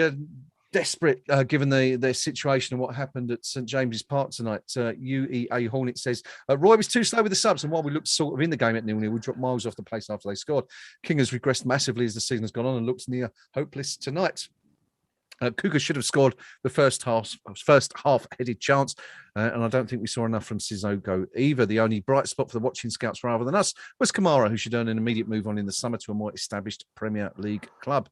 WFC Sinatra says Roy's got us doing the bare minimum expected well over the last two games. Effort, fight, desire, organisation. And he deserves credit for that because Watford don't always deliver the bare minimum. This same West Ham team beat us 4-1 just over a month ago. Yet the players are just short of the required quality to stay in this division. Newcastle signing, meanwhile, looks to have made an immediate difference, but we simply don't have enough. 9 losses out of 11. Utterly depressing stuff despite the small increase in performance and attitude. And that's really... just the overriding emotion there, as you can understand. Watford pretty disappointed with the defeat and not much to go on from what they've seen. Right, let's get this one out of the way. Kurt Zouma, I think it's fair to say none of us were expecting to see him in the starting lineup tonight, Nick. Big gamble from David Moyes, and I'm sure there'll be repercussions. A lot of people saying that they've had it with the team, and maybe a bit of an overreaction from social media, but a lot of people were very, very disappointed to see Zouma playing. Did the risk come off tonight? Did it pay off? From a footballing perspective, yes. And I fully take on board Pinky's assessment that it's David Moyes' job to win football matches and that we shouldn't. And I understand his point, but don't necessarily agree with it when he says about how we hold footballers and stuff in higher regard than the normal people. Well, they're role models. They're, regardless whether we like it or not, children and young people do look up to these players, and you see it on Sunday football, as you've mentioned yourself. They copy, they do the diving about, they do the throwing at the arms to the ref, and people are influenced by what footballers do. What he did, I've made it clear on the forums today. I totally disagree with what he did. I don't really want to see him playing for us again. I will never warm to him. I think even just to take the heat out of the situation, Moyes should have left him out. Yep. I think that would have been the right thing to do, just for our reputation as a club. Take the heat out of it, try and diffuse it. But now it's just given the entire world a bit more ammunition now that, we sort of don't really care. That's how it's going to come across. And, I've lived through some dark times at the club with the Tevez affair and whatnot. And now this. I don't like seeing West Ham's name dragged through the mud. We've got poor owners that people think we only shout about when we're winning. Losing, sorry. And, we used to be people, and I think West Ham's image is important. I've always, up until the Tevez affair, I've always quite liked the moniker of everybody's second club. We were seen as this club that was a decent club. And since Tevez, Golden Sullivan, and now this, it just seems that, our reputation in the football world has gone down. And right. It's just something else. It's like, oh, what? Really?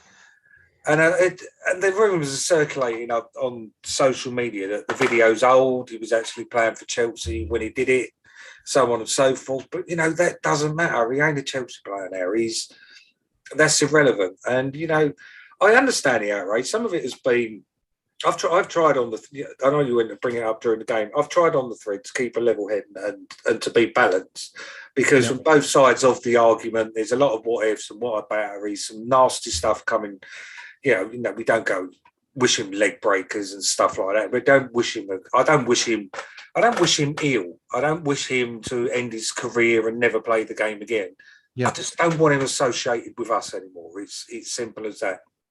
I would have sat on my hands if he'd scored a goal tonight, and I'll sit on my hands again. And if people think that's silly, I just find it abhorrent what he did. It wasn't an accident. He never lashed out. Do you not think that everybody's entitled to make a mistake and to be given a second chance? Yeah.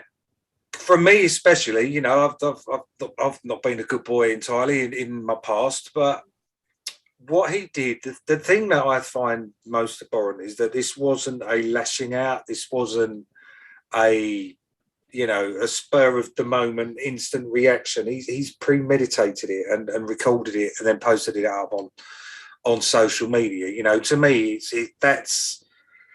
that to me sort of takes the severity of, for want of a better word, of the offence up a level. Right. The fact that it isn't. We've sometimes done it. I've not that I've kicked it or anything, but there have times when the cat's got in my way and I've been off, kind of thing, and you can kind of understand that. But it was the premeditated thing of it, and also getting his children involved as well, which again, it's the mitigating circumstance or the aggravating circumstances of it, which leaves a really, really bitter taste in my mouth. Which, I don't want him in our shirt again. All right, that's fair enough. I guess the other point, of course, is that it wasn't Kurt himself that posted the video. I mean, of course, that doesn't excuse what he did in any way at all. But we don't know. As you say, I would imagine it's fairly new, because it would seem a strange thing for his brother to post it. It was a very old video, wouldn't it? But it's I guess we like to think as a civilized society, we always give people a second opportunity. Everyone, as you rightly say, everyone errs on occasions. We've all made mistakes in life. I think we look back and regret greatly. But it's interesting, this one, how it's come across. I think because of the circumstances, because it's an animal involved. So many examples were raised, weren't they, on the thread this afternoon? The thing about people were talking about eating meat and stuff like that, and then of course the Hartson incident, as Pinky referred to, there's a lot of whataboutery going on in the situation. But it'll be interesting to see what happens, because there's an awful lot of this. I think you see this now. Social media's got a lot to answer for, where a lot of people in the public eye are condemned when they make a mistake, and there doesn't seem to be any opportunity for them to show remorse and come back and prove themselves to be a better person. But it's an interesting one nonetheless. No, let me ask you, come back to the original question. Do you think that was a gamble worth paying, given that we've taken the 3 points tonight? Or do you think David Moyes is going to face an awful lot of stick, or both, I guess, could be true? Well, he's going to get stick, isn't he? And I'll just reiterate what I said at the top of the programme, or what I call it, is that I'm kind of very sort of a bit out of the loop, because I haven't seen the video. I didn't know it existed until quite late last night. So I'm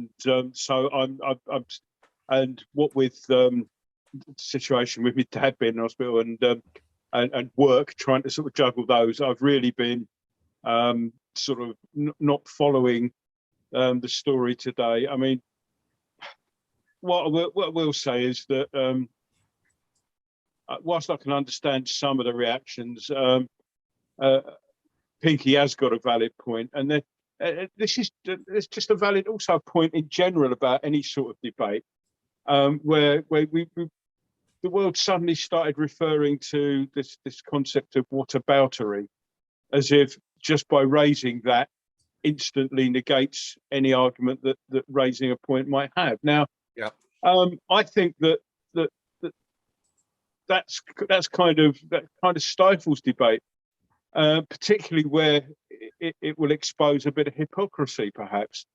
And I mean, the classic example of that is you quoted earlier on Chris Packham's rant. Now, Chris Packham has been, and again, it's whataboutery, but I think it's a valid point to say, Chris Packham is demanding certain that people within football have certain principles. Yeah, he's been quite happy to take a living out of the BBC for the last 20, 30 years. And, the BBC have been rightly condemned over that period for its failure to act on certain things. Why is nobody, if I were to say to him, well, why didn't you take your, loosely word, talent elsewhere? If you're that upset about, on our case, you're upset about animals. Yeah, we know you're the animal guy, but, what your employers have done to human beings indirectly, that is whataboutery, but I think that's a valid point. There's a lot. I mean, we've had the similar thing with the David Goodwillie thing up north of the border. Now, Wraith shouldn't have signed him, and having seen the backlash, they've turned around and said, right, we're not going to play him. They'll come to some deal, pay him off or whatever. And now that author, Val McDermott, came up with, withdrew a club sponsorship. Again, fair enough. I've got no problem with that. It's then she starts demanding that there be some sort of regulator to ensure that professional footballers are of sufficient character to play the game. Yeah. And I'm thinking, well, isn't that just taking a little bit too far? I mean, No. If professional footballers have to satisfy a sort of fit and proper sort of Boy Scout badge to play the game, then what about other professions? What about authors? I don't think loads of authors who be coked up and drunk over the years and all that, but should people not be allowed to write if they're not of sufficient character? Website hosts, dustmen, it's football is quite easy to make and I do get the idea about role models, but can I just step in? You're saying about you're coming out of all these sort of professions, but for a lot of professions, for a lot of jobs, you won't get employed if you've got a criminal record or if you've got unspent convictions. It's the Rehabilitation of Offenders Act. Yeah. Sure. Why should football be any different? You try and get a job somewhere if you have actually got a conviction for say rape or sexual assault or whatever. If you fail that DBS check, you're not getting into employment, and you're very, very limited to what you can do. So why should that? Personally, I think because of the fact that children look up to footballers and things like that, I think that there should be a standard with footballers. It might put an end to this, because you and me, there are certain jobs we would not be able to do with a criminal record. It's as simple as that. But the only way a footballer's not going to get a job with a criminal record is by the example of the lady. His name escapes me, even though you said it.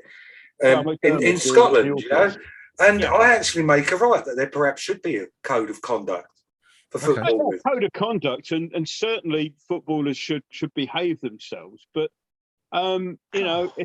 if authors, in the same as everybody else in the world, but if we had the same, if you're going to stand up and say and point the finger at a particular profession, particular thing, then there are plenty of authors out there who wouldn't pass that test. No, but then you have the choice as because some football's emotive, isn't it?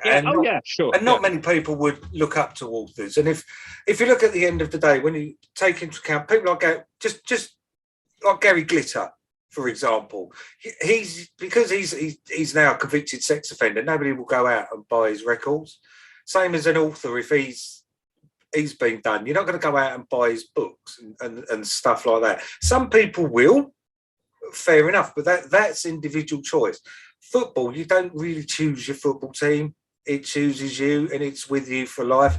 Whereas things like music and books and whatever, when it comes up of somebody's done something heinous, you won't get it. People have dumped their Gary Glitter record. I mean, it's the same. I find it a bit odd with Michael Jackson, for example. He still played on the radio and whatever just because he weren't found guilty in a court of law, kind of thing. I think there is a lot of double standard. Can I come I've here a seen bit? people equating what Zuma's done with what David Goodwillie did, and that is a bit silly. This is what I'm saying. I mean, it's like it's people from professions where behaviour is not necessarily the greatest pointing the finger at football. I just find it a little bit hypocritical. Anyway. No, that's fine. Thanks. No, I just want to bring Pinky in because it's an interesting debate. I feel we might be veering off the main route a little bit, but just coming back to tonight, Pinky. The question was, did the gamble pay off for David Moyes tonight? And on reflection, do you think he'll think he did the right thing? Yeah, because David Moyes' job is to pick a team that can win a game of football. Period. That's it. He is not the nation's moral guardian. And just coming on to this whole concept of footballers being role models, I completely disagree. A role model that I would want my children, if I had any to look up to, would be a doctor, a nurse. They're role models. Good jobs, serve society. Yeah. Sorry, just a thought. A very crude thought came there, but a professional footballer, some of them can go on to be role models by their behaviour, by leading from a particular standard that they set themselves. But to actually expect the entire profession to be role models, I disagree. They are in the public eye. Do you want to come back to me because I've got David Moyes on? Yes, it'd be very interesting to hear what he's got to say. No, thank you. Okay, so it's a good point you might think. So you think that's you think we're choosing the wrong role models as a society? I mean, this could go on all night, but that's essentially what you're saying here. We're not looking up to the right kind of the right caliber of person. Yeah, because role model, a guy that can barely read or write earns $100,000 a week, or does a deli alley and turn up to a new job in a Rolls Royce, impressing absolutely nobody. That's not a role model. That's a complete idiot. That's an imbecile. Yeah, that's not a role model, but he is in the public eye. And I think very often we fail to differentiate between being in the public eye, which is what all Premier League footballers are, and being a role model, which is what very few of them can ever hope to be. And that's the difference. Yeah, some of them can go on to be role models, but to expect them as a profession en masse to become role models is it's never going to happen. Consider these people's backgrounds. Yeah, consider where they came from. Consider where Kurt Zuma grew up, where he was raised. And I think we're treading on very thin ice here, where we're judging people to a standard that they could never hope to meet. Yes, the bloke's an idiot. Yes, the bloke has done something unbelievably cruel. But you know what? I'd never, ever in a million years have held Kurt Zuma up as a role model for anyone that I know. Not a chance. Okay, all right. It's a fair point. What I've just seen on Twitter from Experience Kissing Me, one of our club sponsors. And this is there where it starts to get a bit foggy. It was disheartening to learn that the player Kurt Zuma was part of the starting lineup in West Ham United's game tonight. As we wait for further information from West Ham United, we will be evaluating our relationship and sponsorship with the club. May have further ramifications. Straight back to them. I urge every West Ham United supporter to boycott that company with immediate effect. Because do you know what? Yeah, they haven't even heard the players' side of the story yet. They haven't had the facts established, yet they're already talking about being judge, jury, and essentially executioner. Yeah. And it's a dangerous road we're going down because, do you know He's what? admitted to doing it though. That's another big. I'm not disputing that, Nick. I'm not disputing that. but we're in a really rocky road here, whereby club sponsors are determining things like that. Tell you what, let's investigate the background of the chief executive officer of that particular company. Let's investigate and see what skeletons he or she may have in their cabinet. Yeah, because they won't be kitchen clean either. And I just think people just need to take a step back, put a bit of perspective in this and say, what the individual has done is wrong, yeah, on the face of what we know, but let's keep it in perspective. Okay. Yeah. I actually haven't heard anyone mention a word about how the cat is today. Well, that's true. That's true. I mean, there was talk of it being taken out, wasn't it? But we'll see what happens to that. David Moyes, as we know, is talking to to BT. I'm just seeing a couple of comments fly past on social media on Twitter, but I'll leave known to sum up the best of those. I mean, he has, of course, as you would expect, been asked about the situation. But before we do that, I mean, the tone has already been set, I think. And I think this is regardless of the results tonight. I mean, we've got Andy Dunn writing for the Mirror saying, I mean, and I get the feeling that this was pre-written. And he's or at least half of his report was pre-written, because he leads with the Zuma selection shames West Ham and adds to the Premier League's moral wasteland.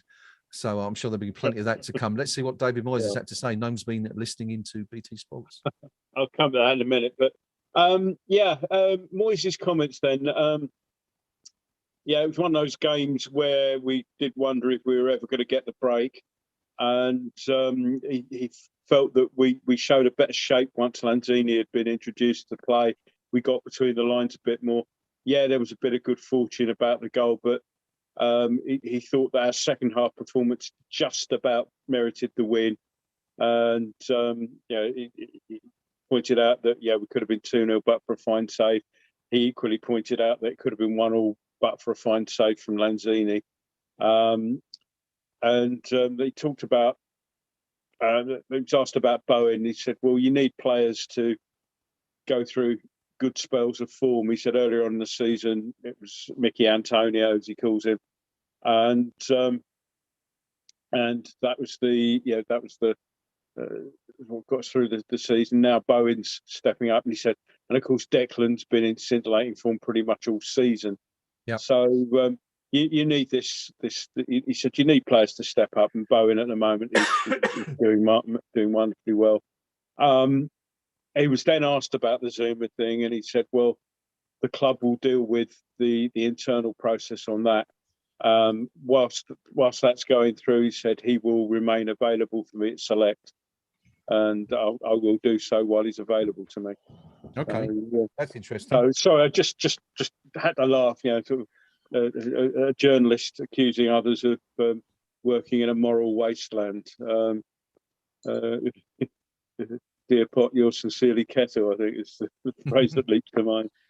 Okay, I don't recall Zuma tapping up murdered girls' telephones, for example. And this comes back to the point Pinky was making, I think, a few minutes ago, that whoever you are, whatever profession you're in, there are skeletons in pretty much every cupboard. Yeah, exactly. And let he who is without sin cast the first stone and all that kind of thing. Pinky's got the one word that really, really sort of sums all this up, and it was the word perspective. Yeah. That for me. Yeah. Key points then from the Moyes interview.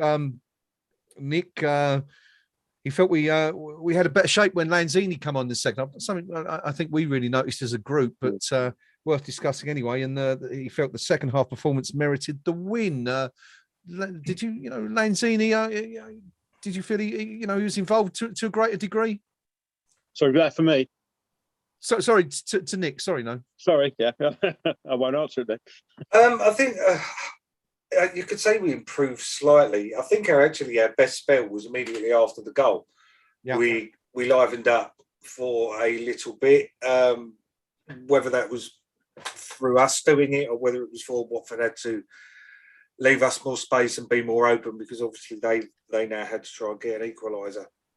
To be honest, I was so how can I put it, so unenamoured with the game, I was trawling through social media, Twitter, the forum, seeing if there was anything to pick up there. So for me to actually comment on the first, I didn't really see much of the first half.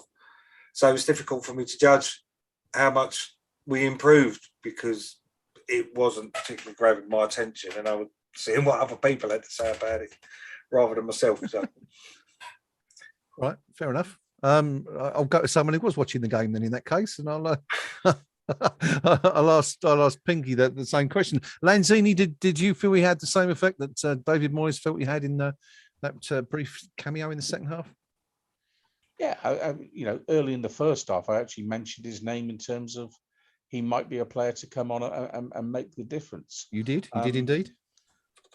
The underlying issue we've got 13 players, and the starting 11 is pick 11 from 13, and you could almost say it's 11 from 12. And were we flat tonight? Yes. Were we a bit better in the second half? Yes. But ultimately, there's a lack of competition, genuine competition for places. Yeah. Because there isn't a single West Ham United supporter who watched Saturday's game that's picking Noble, Kral, Fredericks, Diop tonight, to name four. Yeah. You might get the odd absolute nut job that would pick Yarmolenko to start, for example. Yeah. But, there'll be one or two. So there's 5 players there who aren't starting. So pretty soon you get back to, well, here's your starting 11, West Ham. And it's the same every single week. Yep. Therefore, the opposition know how we're going to play every single week. And they can set out their stall to actually blunt whatever threat we were ever going to pose. So is the lack of options, of which, is most telling. But tonight he brought on Lanzini, made a bit of a difference. Bowen gets the goal. It's fortuitous. It's fortuitous. Let's call it what it was. But at least he pulled the trigger, and he got the reward for it. But these are the games that you get. We get them every season. Every club gets them every season. You just kind of think, what can the manager do to perk them all up a bit, to make them feel a bit good about themselves? Here we are yet again. We're pulling our team apart. We're fourth. Yeah. We're fourth. Yeah. We've got beneath us Manchester United, Arsenal, Tottenham. They're all beneath us in the league table. Everton floundering in the bottom 6. Newcastle United floundering in the bottom 6. And here we are, we're going to crack fourth. Is that all we can do? Yeah. And it's almost as if there's maybe we're being unrealistic. Maybe we should be saying that David Moyes is outperforming. Maybe we should be saying this entire dozen or 13 players who are good enough are outperforming. And they probably are, because we're probably 4 players short of what we need. 4 good footballers short. That's a lot. That's probably 120 to 150 million quid worth of talent that we need to go and buy just to say we can now legitimately compete and not depend on good fortune. So, the manager's riding his luck a bit. He's got his selections just about right tonight. He's got his tactics right tonight. Not an easy watch, but yeah, trust me, Liverpool have games like this as well. Yes, every club will, won't they? That's the point. But I've got to say, I think, how long have we been doing this now? It must be 2 years, coming up to 2 years. I've got to say, I think that was the toughest watch, we've had in that period. I can't think of a game where there was, as few chances as we witnessed in that one. So I'm not saying that we hit the post twice and scored. So I'm sure we've done worse before. But it just felt. Nick, I know you. You admitted that you weren't watching the game. I can totally understand where you're coming from. It was a hard watch, but Pinky rightfully makes the point. Look, we're sitting here complaining to some degree, and it doesn't really warrant it, does it? No, because we are fourth in the Premier League. These are, these are new heights for West Ham United, at least in the modern era. And we really should be. It's been. I think the problem is obviously everything that's gone on. We touched on. It's the Isla Caton game as well. Obviously the Zuma incident, and the fact that we hadn't signed anyone in the Premier League, and Pinky made the point that this was supposed to be a celebration of sorts, but this was the game where people will be coming to the London Olympic Stadium for the first time since the transfer window closed, and welcoming those new players onto the pitch, and it's all gone a bit flat. So yeah, it's a strange one, isn't it? But the point is, I mean, let's try and be positive as we come to the end of this particular stream. Ultimately, it's been a good night. No one's going to remember the manner of the victory. The history books will always say 3 points to West Ham, and here we are, 40 points on the board, 24 games played.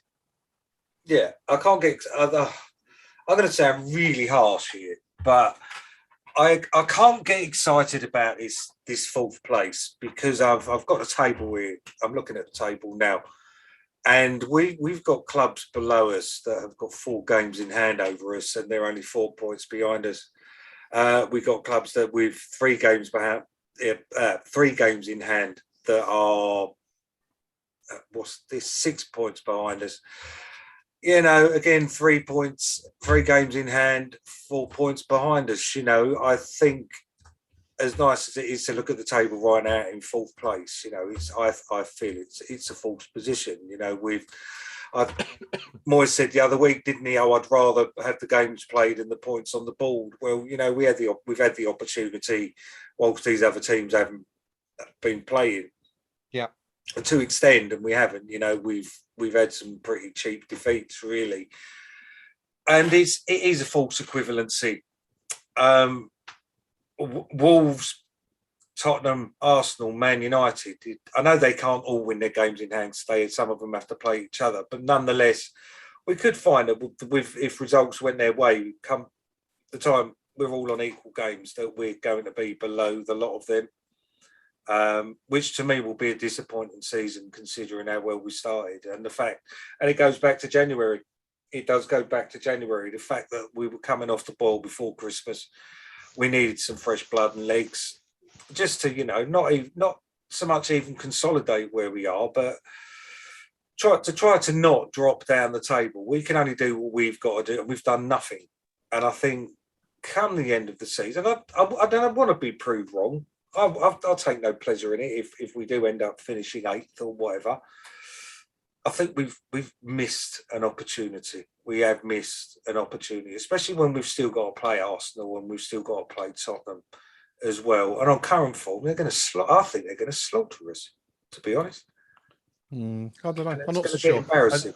I think, for me, this comes back to what happened at the weekend. We saw West Ham play to the strengths of the opposition, and we've all been there over the years. We've all seen it time and time again, right? We'll lose to a Mansfield or a Barnsley or a Torquay, and then the following week we'll come back and beat a Liverpool or a Manchester United. It's just the way West Ham go. There's no rationality to it, but it's always been there, and I expect it to be that way until I shuffle off this mortal coil, at least, yes. and probably long beyond that. But and the point is, I kind of agree with Moyes on this, and Noam, I'll come to you on this one because you've been waiting patiently to come in. But I'm also one for having the points on the ball rather than the games in hand. Yes, Tottenham might be 4 points behind us with 4 games in hand. Wolves 6 points behind with 3 games in hand. But you can bet your bottom dollar not all of those sides are going to win those games, and we're still going to be there or thereabouts. Come the end of the season, I think.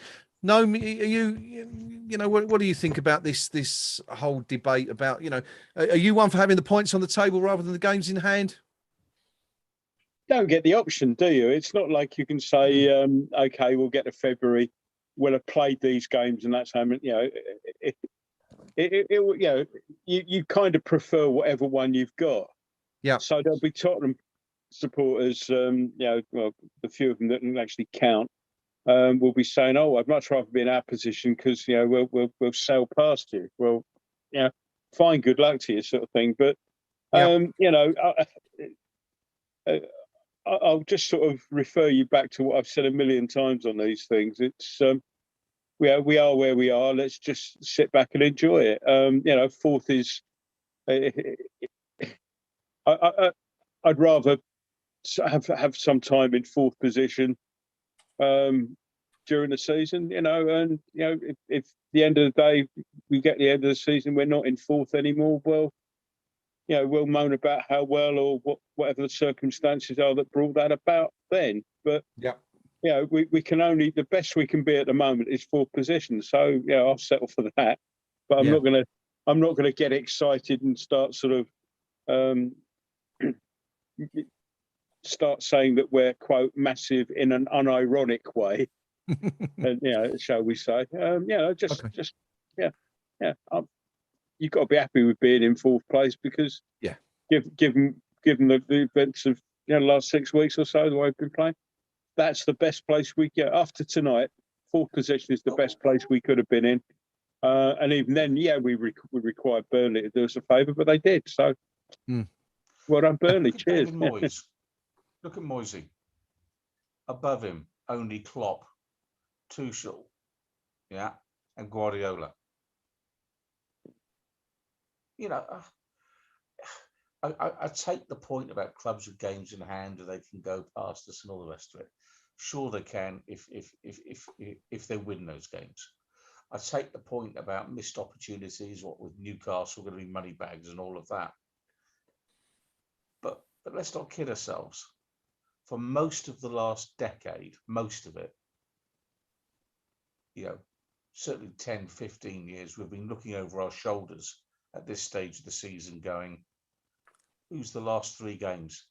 Who have we got in the running? Yeah. We're not doing that this time around.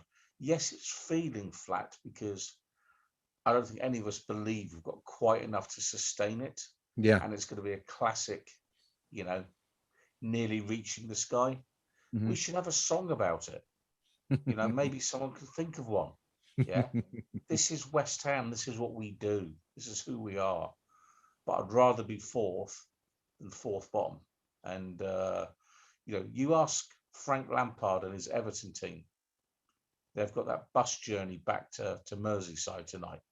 Yeah. Frank will now be looking at that going, oh my God. Yeah. I just might be the first manager in Everton's history to take them into the second tier. Yeah.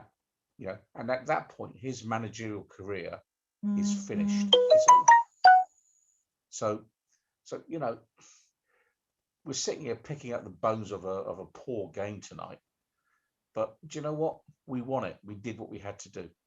And if we go to, say, Seville in May, and it's a rubbish game of football against, for argument's sake, Barcelona in the final of the Europa Cup, and it goes in off Cresswell's backside in the 92nd minute, you're telling me we won't be cheering? Of course we'll cheer. Yeah, very good point. I'm glad you said Cresswell, not Zuma, because that might have been a whole other argument. But it's a very valid point. Let's look ahead, gentlemen. We're going to wrap up fairly soon because it's a late one again, and obviously everyone's got to be up bright and early in the morning for another day's work. This Sunday, isn't it? Sunday afternoon, we go to Leicester. It's one of my local games actually this weekend for a match against a team who are 14 points below us. There's 14 points below us in the Premier League. But with 4 games in hand, so technically they could be 2 points below us, but they to win all those games. But big game this weekend, a real test for the Hammers. Win this, and we could be looking really, really strong again. Lose it, and we could be looking again at 7th, 8th in the table. It's going to be a tough test. Noam, I'll come to you first on this one, please, if I may. You're not going to be there, of course, this weekend. It's a rare away game that you're not going to be at, but. We've had a couple of jaunts to Leicester in the past, haven't we? We've had some good ones, haven't we? Since we went there, but together. But what do you make of this one? Brendan Rodgers' team, strangely, misfiring all season, really not been at the races. 26 points from 20 games so far. How do you see this one going? Well, I guess all things are relative, and we're sitting here being, sort of slightly critical of the way we've been playing and all that, but. Again, it's we just swap places with Leicester, and not in a million years. They seem to be in an extraordinary amount of disarray, it's it really is. I think it's a good time to be playing them because they really aren't at the races at all. And whereas we've last 2 games we've not particularly played very well, but we've got the wins. They're playing worse than we are, and getting the results that show that. So was it 4-1 against Forest? I mean, that was, and it didn't flatter Forest that at all. By all accounts, I was driving, so I listened to it on the radio. But they really are a team on the slide at the moment, and so I think it's a good time to be playing them. And I think actually, I think we'll win. I think we'll win. So it was that. Okay. Good stuff. 3 points for Gnome as we continue our charge up the Premier League. Pinky, how do you see this one going? You of course will be there on Sunday. Or I assume you're going to be there. 4:30 kickoff. Bit of a dodgy time, isn't it? Really, for a Sunday game. But are you with Gnome on this one? Do you think it's another 3 points for Moyes and the boys? No, I'm going to go score draw. I think they're in a bit of a false position. I think they've got a better squad of players than the league position suggests. I don't know why that is. I don't know whether they've stopped listening to the manager, or maybe because they've started to listen to the manager. Maybe they're all just bored with what they're doing. Maybe they know they're not going to get top 4, so they just take the foot off the gas because, well, why bother? Yeah. Who knows? But no, I think for us, I don't think we're playing well enough to keep winning every single week. Is long and short of it. I think we'll go up there, scrape a draw in another relatively drab game, and it'll just be another game that you just say, "Yeah, I was there," but what was it all about? We keep coming back to it. We've got so few options. Yeah, If all 4 of us wrote down our starting 11 right now, it'd come from 13 names. At most, I suggest. And it might only come from 11 names. Mm-hmm. And is that consistency of selection, or is that what I've got nobody else? And I just wonder if we've got 2 or 3 players who are clearly below their peak and who clearly wouldn't be getting a starting spot if the manager had a legitimate choice. And for what it's worth, I suspect Rodgers has got a bigger squad that he can pull upon, that he can say, do you know what, I've got 16 players who are good enough, and that's just enough to make sure the ones I've got, when I need it, they can give me a performance. So I'm thinking maybe a 1-1, something like that at Leicester. Okay. But in the context of the league, when is a 1-1 draw, a point away from home in the Premier League, a bad result?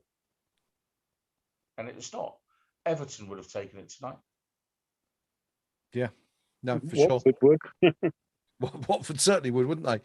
And for much of the game, to be fair, it looked like they were going to do it until Jared Bowen stepped up, of course, at the end. Final word on this one tonight. Gentlemen, Nick, I'll come to you. Leicester City versus West Ham United this Sunday. City v United. Gnome's going for a West Ham win. Pinky's going for a draw. How do you see this one panning out, buddy? I see this panning out depending on how the result against Liverpool goes tomorrow. If they just get beaten maybe 1-0, then I can see a narrow loss to a draw. After Rodgers' comments after Nottingham Forest digging out the players, that's never a good thing to do when you're a manager, is it? Really? So I'll be able to make better judgment tomorrow when I see how they play, to see if his words have either fired them up or they're now after they've been dug out in public. If they get hammered by Liverpool tomorrow, then yeah, I think that's going to be beneficial to us, because once your manager starts digging you out in public, they're precious, aren't they, footballers? And they don't like being dug out in public. So I think we'll win if Liverpool give them a tonking, because I think the Rock would have set him. All right. It's interesting that it kind of takes us back to where we started, I guess, talking about managers digging their players out, the whole Zuma argument, doesn't it, with David Moyes? We've kind of come full circle in a way over the course of the show. Well, we're going to leave it there anyway, gentlemen. It's been a long and interesting night. Not the greatest game of football or advert for the game we've ever seen, but as we've pointed out, the most important fact this evening is that West Ham have taken 3 more precious Premier League points. We are now on 40 points. We're still a little bit massive, maybe not as massive as we were 4 or 5 weeks ago, but we're still there, hanging on to the coattails of the top 3 in 4th place in the Premier League this evening. And as we said, off to Leicester this weekend against a team that are misfiring badly. And another good opportunity for the Hammers to add some more points to that tally. I'd just like to finish up by saying thank you to my fellow Eyes Up Mother Brown team members this evening, to Noam, to Pinky, and to Nick. Thank you, gentlemen, for joining us. Of course, if you want to chat to us more, we'll be on the forum. Probably later on tonight. I will be anyway. Don't know about the other guys. And throughout the week, you can catch us on the KUMB.com forum. Nick probably will be going straight back to the Kurt Zuma thread to have it out. No, I'm going to bed now. As he's been doing a sterling job all day, moderating the arguments on there.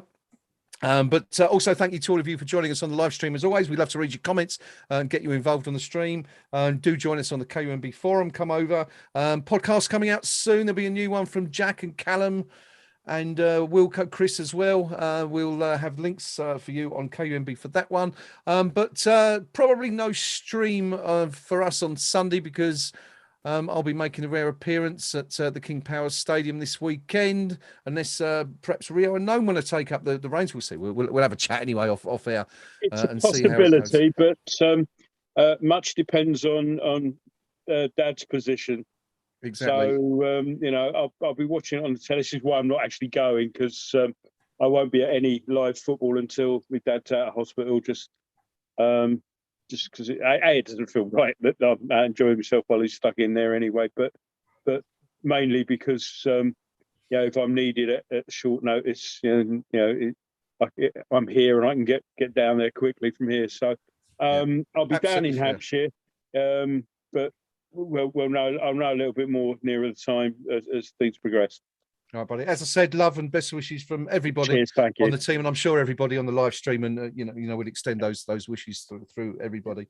And we wish Noam Senior well and a speedy recovery. If he is out, he won't be ironing. Yes, for those of you that didn't see the stream, Noam Senior was last seen ironing behind Noam a few weeks. What game was that? You were down there. You were down on the south coast. I can't remember now. It was.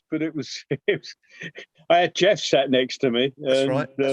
And jumping up and down. And behind the sofa is where Dad sets up the ironing board to do the ironing. And he walked in, set up the ironing board, and watched the football doing the ironing from behind me. Amazing scenes. Amazing scenes. First for football podcasting. Something you certainly don't get anywhere else. That's it from us tonight. Thank you, everybody, for joining us. We'll see you all very soon. Until then, take care, everybody.